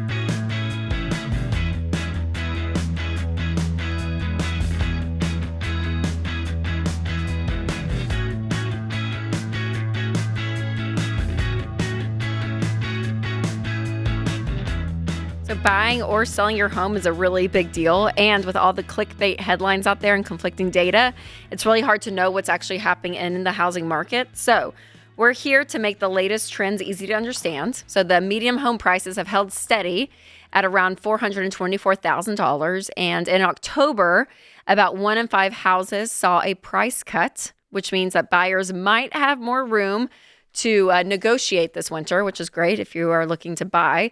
Mortgage rates have dipped slightly to 5.49 in October, giving some buyers some breathing room. But since rates are unpredictable, the best time to buy is when you are ready. So if you are out of debt, you have a fully funded emergency fund and a down payment for first-time home buyers at least 5%, 20% is wonderful, then you are ready to enter the market. So if you want to learn more about the housing market trends and get some free tools so you can buy or sell with confidence, go to ramseysolutions.com/markets or click the link in the show notes if you're listening on podcast or YouTube. All right, let's go to Anthony in Texas. Hey, Anthony, welcome to the show. Hello, guys. How are you doing? We're doing great. How can we help? Good. So my question is more a career question than financial. I am a apprentice for a utility company here in Texas. I gross around $150,000 a year. My wife also works. She grosses around $60,000 a year. I'm on the road Monday through Friday, usually about 4 hours away. I've been working a lot of weekends lately. I have a kid due in February, so I'm wondering. Congratulations! Thank you for that. I'm wondering, do I stay here and journey out and then it's almost like if I journey out, what do I do next? Yeah. Or do I go ahead and do a career move now and work towards something else? If you journey out, are you going to be able to have a more local gig, or is that just a commitment to be on the road forever? So there is a chance to be local, but everybody else is trying to go local as well. So it's a competition, basically. Mm-hmm. So I couldn't say a month after I journey out, I'm going to be local. It could be a year. Well, flip that conversation around. Let me say it this way. Every single friend of mine in Texas who's about my age is talking about the utility boom. It's wild, right? You know this. They're paying you a bunch of money just as an apprentice, right? Yes. And they're paying you to be away from any sort of life whatsoever, right? Yes. And there's a premium on that, right? The question I would ask myself is, if I bit the bullet for another year, how close are you to journeyman status? 2 more years. Whew, that's a long time to be gone 7 days a week. Here's my question. Is there a possibility that y'all are able to relocate once you get established? Because you're looking at one of those jobs that everyone in the country is saying people need to start looking for. Yes. So right. I could relocate, yes. I just did buy a house here. Okay. But in 2 years, yes, I could relocate if I needed to. Is there a way to not have to work weekend? That's tough sledding with a brand new baby being gone 7 days a week for 2 years. It is. And there's some, I just worked 18 days straight before. So, I mean, there's sometimes I work longer. Yeah. What would you do if you weren't doing this? Do you know? Honestly, I don't know. It's that's also a problem I have is I don't know what career path to go. Yeah. This career path go ahead. Well, is your wife going to go back to work, or is that dependent upon what you're making? She is going to go back to work. She said she'll never quit working. So what does she do? She's going to go back to work. She's a nurse. Okay. So anytime I feel backed into a corner, either I have to do this or I have to do that. One of my personal rules of thumb is I throw a bunch of random ideas on the table just to prove to myself I don't have to do this or that, and give myself some breathing room and maybe another idea will emerge. Here's what I mean. Is there a possibility that y'all go, and you're doing this not for right now, but you're doing this for 10 years from now, y'all, okay? Is there a possibility that she took a 24-month hiatus from nursing and y'all put her up in the nicest hotels when you travel? Or are you out in remote, desolate nowhere, West Odessa, where there's nothing on top of nothing? That's an idea. Could she go to travel nursing and go with you for a season? I'm just saying, throw a bunch of ideas on the table, because what I'd hate for you to do is to take what every expert is saying is going to be one of the top jobs in the country for the next foreseeable future, and for 2 years of misery, you let that thing go. Mm-hmm. And at the same time, man, working 18 days straight with a newborn is really tough. Although I will say, man, I've got buddies who got deployed, right, when their wives were pregnant and they missed the first. I mean, it's not ideal, but it's not the end of the world. But yeah, so after the 2 years. Man, that's tough. After the 2 years, the job that you'll have, is that what you want to do, Anthony? Like, do you see yourself being fulfilled in that career? Honestly, probably not. This career kind of just fell in my lap, and I took it because it's a great opportunity. Mm-hmm. Everybody in this area would die for this career. Mm-hmm. It just happened to go that way. I just don't know if I want to continue to do it. How old are you? A local job. I'm 27. Okay. What'd you do before this? I did insurance. I was a third party for insurance companies. Mm-hmm. Okay. Yeah, I would be tempted to explore. We can give you Ken Coleman's book to look at the work you're wired to do. There's an assessment in the back of it, a career assessment that it's actually amazing. That could even jog to John's point as you're starting to kind of think through other options, could maybe, create some ideas of, oh gosh, I never thought about this or that.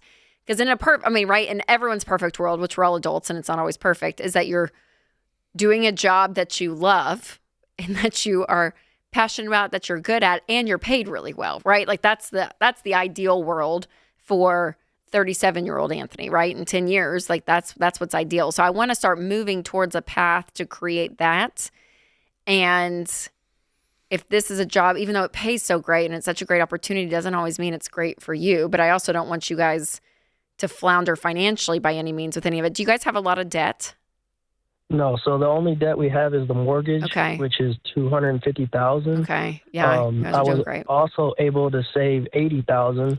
So I have $80,000 just saved in a savings account. Gosh, because I knew this point was coming. So good, yeah. Well, and that might be another question. Instead of looking at the work, instead of looking at the passion and that kind of stuff at this stage, could you and your wife sit down and agree on a number? I'm going to do this till we have $150,000. Or till I have $125,000, and while we're doing that, I'm gonna be in my trailer or in my hotel room, on my laptop, working like mad to find other work, so that when I make this jump, I'm not making this jump into nothing, but I'm making this jump to something. You get what I'm saying? Yes, totally agree. And another obstacle, and sorry if we don't have much time, but another obstacle I have is when I journey out, my pay will be significantly higher. It should be about $250,000. Mm-hmm. So I don't want to get attached to the money if I do plan to leave. See what I'm saying? Yeah, but your character as it is right now, you're not. I mean, that's not how you're rolling. If you, because we also talk to people who get this first job, make 120 grand. Okay, can I push back a little bit? Push away, yeah. Okay, but I also don't think they don't need it though. Like if y'all had a ton of debt, Anthony, and no savings, I'd be like, sorry, you got to do whatever you can to get yourselves in a good position. Y'all are in an awesome position. You know what I mean? I'm just trying to give them a framework for we're all going to be at peace when we cross. And that might be today. Your wife may look at you and say, hey, we have enough now. We're good now. Yeah. I want you home. But find that number that you're like, this feels right. Once we hit this number, to make a transition to maybe something different. And I'll tell you this, if you work for dollars, not for the life that dollars can supposedly give you, meaning if you think you're going to find peace at a dollar amount, you will never catch it. So, but I'm not worried about that for you, brother, because you're already proving you're a person of integrity and stewardship with your money. Mm-hmm. You and your wife get together and ask yourselves, what kind of life do we want to live? And let's reverse engineer for that. And hold on the line. Christian's going to pick up and we'll get you Ken's book.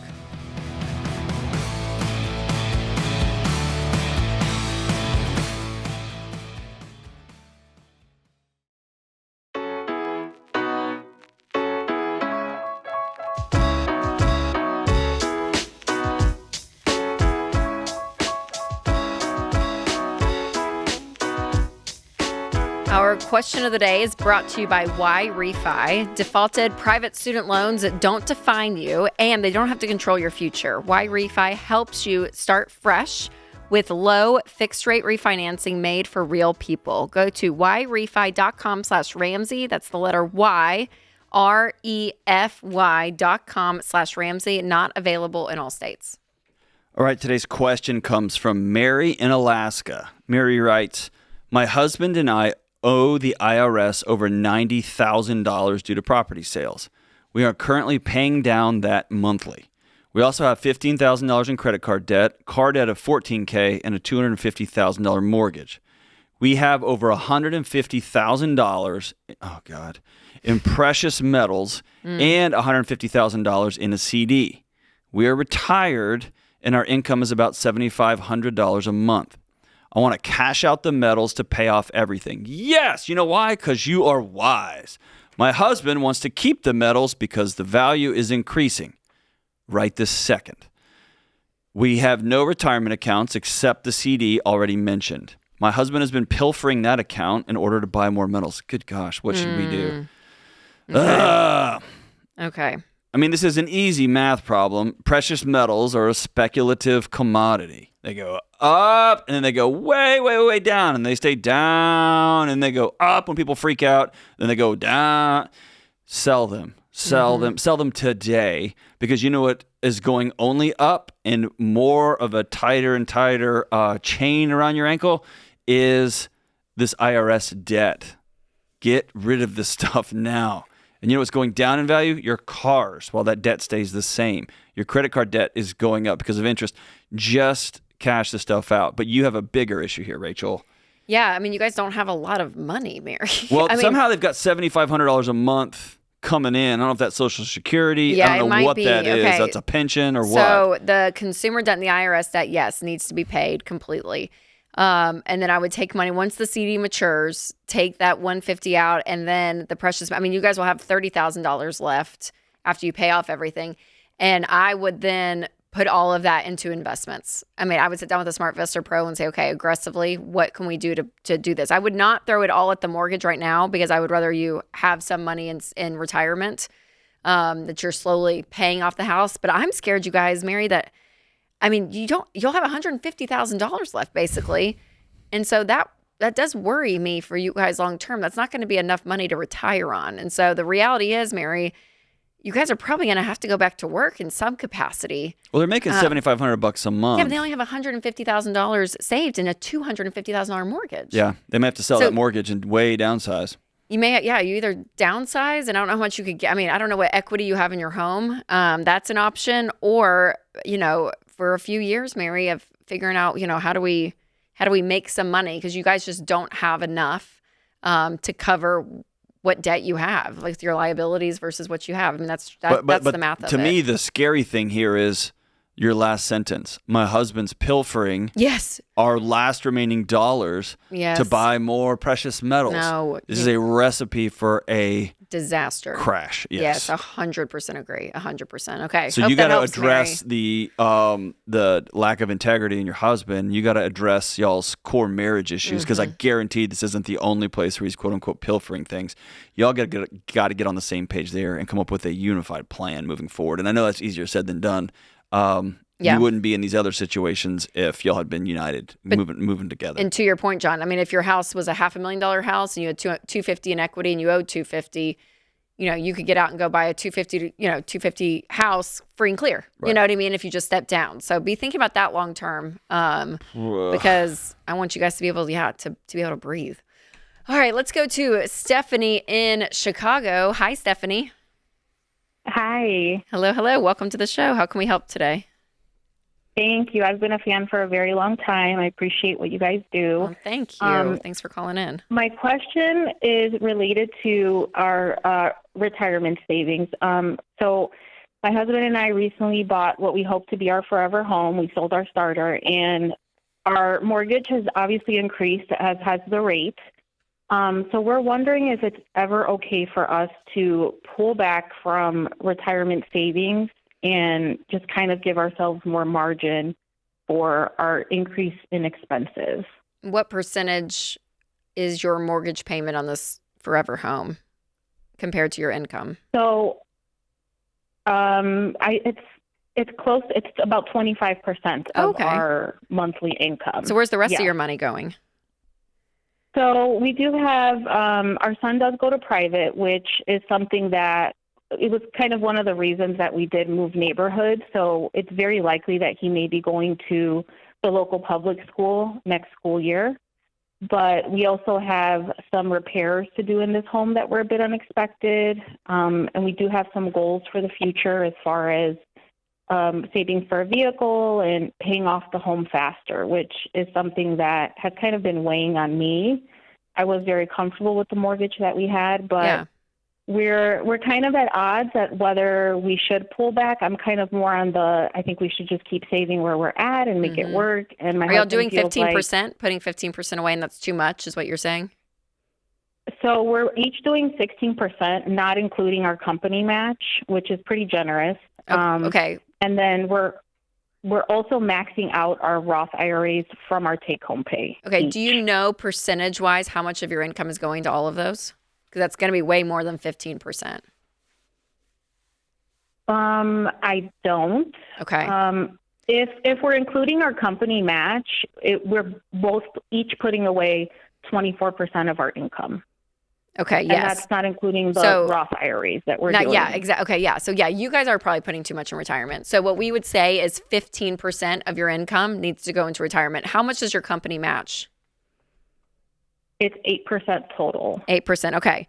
So what I would do is go up to the match, and then the remaining percentage that you guys have, I would go then to the Roth, max out the Roth, and if there's any percentages left, go back to the 401k. But I would just do 15% of your income into retirement. Both your 401k, the 8%, not including the employer's match. So that's not 16. I don't count the employers as 16. I just count your 8% going in. And then, and then the remaining 15% take to your Roth IRA. And if you max that out, depending on what you're making, if you max it out, go back to the 401k, or it may just be enough just to do the 8% and then maxing out the Roth. I'm not sure. So you guys will have to kind of do the math on that. But yeah, I would cut back your retirement to 15%. Okay, so you're saying just do the 8% to match the company and then put the remainder of that into our Roth. Into your Roth, yes. But because how much are you guys making a year? Combined, it fluctuates because we both have our base salary and then commission, but I would say comfortably, it's the most we've ever made. We're at about 160, 170. Okay. Well then, okay. Yeah. So the max on the Roth this year, I think, is 8. So what I would, 8,000 each. So again, after you fund that 8%, if 7% of your income left fills up the Roth IRA, then just stop. You guys are good. But again, if you hit that max and you still have 1 or 2 percentages left of your income to hit that 15%, go back to the 401k. Does that make sense? Yeah, it's hard for me because I know on paper, like what we have saved up looks good, but like my mind doesn't connect with. It just never feels like enough. I think I maybe worry too much about the future. So yeah. What is enough? What does enough mean?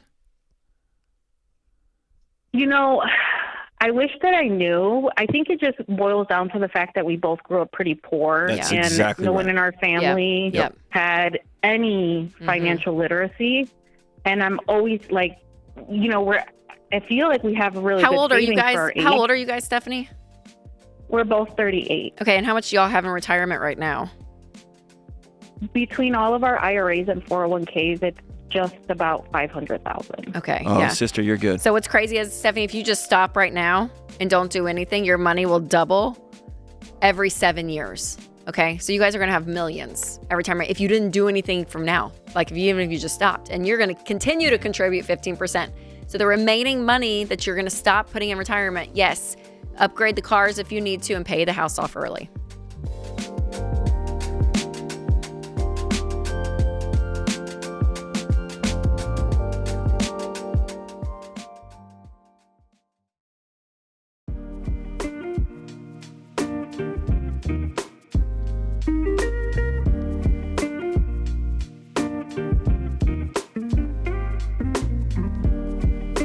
Our scripture of the day comes from Isaiah 66:9.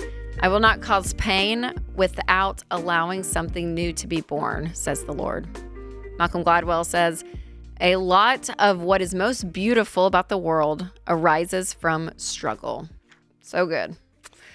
All right, let's go to Ryan in Minneapolis. Hi, Ryan. Welcome to the show. Hey, how are you guys doing? We're doing great. How can we help today? Yeah, I'm just, I had a question. A relative just passed away, and he, by default, because my father passed away, me and my brother are set to inherit what he has left, which is a house and a few cars and whatnot. But the only problem is he has a IRS debt of about $120,000, and so we're going to have to sell the house, do a cash out refinance to pay for the house. But what I'm wondering about is if me and my brother should sell it, or if we should hold on to it. That's what we're kind of at odds about right now. Yeah, I mean, yeah, the IRS lien's gonna. How much is the house? How much is it worth? If you sold it, what would it be worth? It's give or take 200,000, probably. Oh, yeah, somewhere in that range. Yeah, but if it was fixed up, it's worth like easily 400,000. Yeah, it would double in value if you fix it up. Yes. Okay. For sure. All of this is good, but it glosses over the main question here, which is, can you afford to do that? Like if somebody drove up here and said, "Hey, I got a brand new Lexus and it's awesome. It's just going to cost $100,000," and there was a $200,000 car, that'd be a great deal, but I don't have the money to go buy that thing. Right. Mm-hmm. And I'm sure not going to take out a cash out refi with a house with liens all over it. You get what I'm saying? Okay. And co-share it with a brother who I already have difference of opinion on how we're going to manage stuff moving forward. Like this is just bad decision after bad decision after bad decision. Okay. Yeah, so the smart thing, Ryan, would be you got to sell, you got to pay the IRS debt, and then you guys split whatever's left in it. I mean, that's the cleanest, smartest way. And then you take that money, and then whatever you want to do with money, whether you want to go and save and buy up a rental and have another second home to do whatever, whatever that looks like for you, you can do that on your own terms. But yeah, John's exactly right. Sharing a property with a family member is so messy. And then financially, if you're not even in a position to be able to cash flow all of this, then yeah, it's not. If your brother wants to buy you out, then let him. Well, see, the only problem is there's also more debt as far as like credit cards, and so pretty sure the estate it's going to become insolvent. Okay. And, yeah, you may not get anything from it. And that's great. I'd rather be out and not even be near it then. I would not try. I wouldn't try to make the deal work, Ryan. Do you have? Is this an emotional attachment too? Yeah, it's for sure sentimental. Yeah. For sure. So, dude, it was, I'm all with you on that. What's important about this house to you?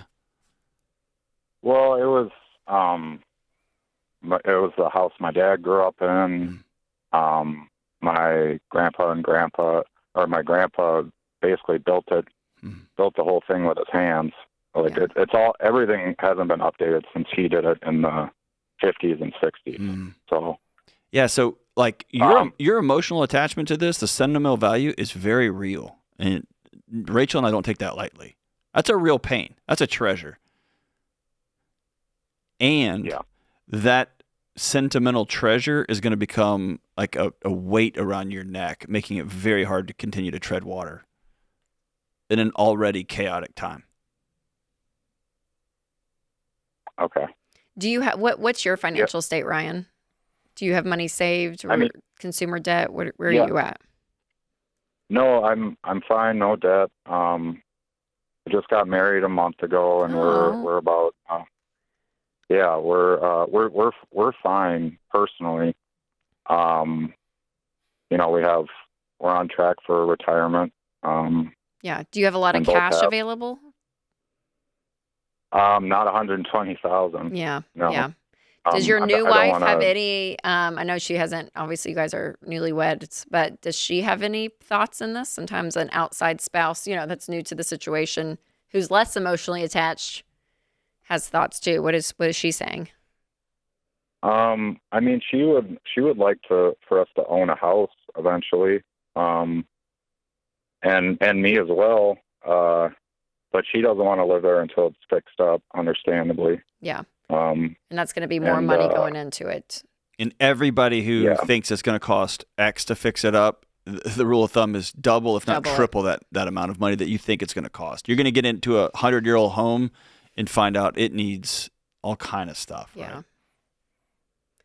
Right? Yeah. And like you said, if you get into this estate and you keep this asset, they're going to come after you for. I mean, it's just going to be a mess financially of what you're going to have to do to get above water to be able to keep it and make it make sense. And then on top of that, let alone the repairs and everything. Can I tell you something that an experience I had a few years ago? So when I started working in universities, my granddad, who's one of my all-time life heroes, one of the greatest men I've ever known, he brought me into his closet and he gave me this tweed jacket because it looked like a professor's jacket. It had like the brown patches on the elbows and everything. It has never fit one time. It never fit. But I carried that jacket with me everywhere, house to house to house to house. And then one day a few years ago, I was packing up to move yet again. And I looked at this jacket. I thought of my granddad who'd passed away. I smiled and I put it in the keep pile.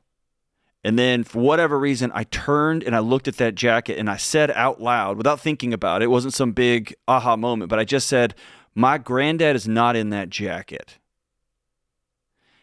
And then I put my hand on my chest and I said, he's right here. And I picked up this jacket that somebody's going to use and it's going to use it well. It will never be me. And I put it in the donate pile. Oh, John. I did. Because it's a great illustration. Because somebody's going to need that jacket, and I'm keeping it from them by pretending to hang on to a memory that is actually inside of me. And it was sad. It was heartbreaking. And I've got a couple of keepsakes on my desk right now at my house where I'm writing. It's right there. But sometimes these sentimental things, they become bricks we carry around. And like it's not like you're calling us and saying, hey, my dad stewarded his money well and his father's money well. We have a property worth $5 million and we just want to buy new cars, so we're going to sell it. That's not what you're saying, man. You're saying that you got an absolute mess and there's a bunch of heartstrings attached to it. And so, man, I honor that. But, dude, doing a bunch of unwise financial things, especially on the heels of a brand new marriage, this house is going to turn into a deep resentment. It's going to further put a gap between you and your brother's relationship. It's going to begin to build a space between you and your new wife because you're not going to be able to buy the house you want because you're going to have all this outstanding debt on this house. It's just going to cause a mess, man. Just a mess. And also, dude, I get the heartbreak. It stinks. Yeah. Yeah, that's a well, thank you for telling that story. Yeah. Yeah. Well, and it's so hard too because when it's the right thing to do, even though it's the sad thing, that sucks. Just because you know what I mean? Just because it hurts doesn't mean it's not the right thing to do. Yeah. But that is the wisest path, Ryan. I hate it for you. Is that, and I know that it's heartbreaking, and you know, and it shows too how much we talk about this a lot on this show. Our emotions can drive so many decisions, and then we look up 4 years later and think, why did I do that? Right? Out of stress, out of fear, out of grief, like whatever it is. So, and my fear for him is he's going to have $300,000 out on a money pit. Yes. And find himself in stuck there. Yeah. I know, Ryan. I'm so sorry. But I hope that helps. Even though it's probably sell not the the house, answer brother. you want. Pay off all the debts and. Yep. And you build a great life with your new wife. All right. Well, thanks to our wonderful audience here in Nashville at Ramsey Solutions. Thanks to all you in the booth. John, thank you as well. And remember, there's ultimately only one way to financial peace, and that's to walk daily with the Prince of Peace, Christ Jesus.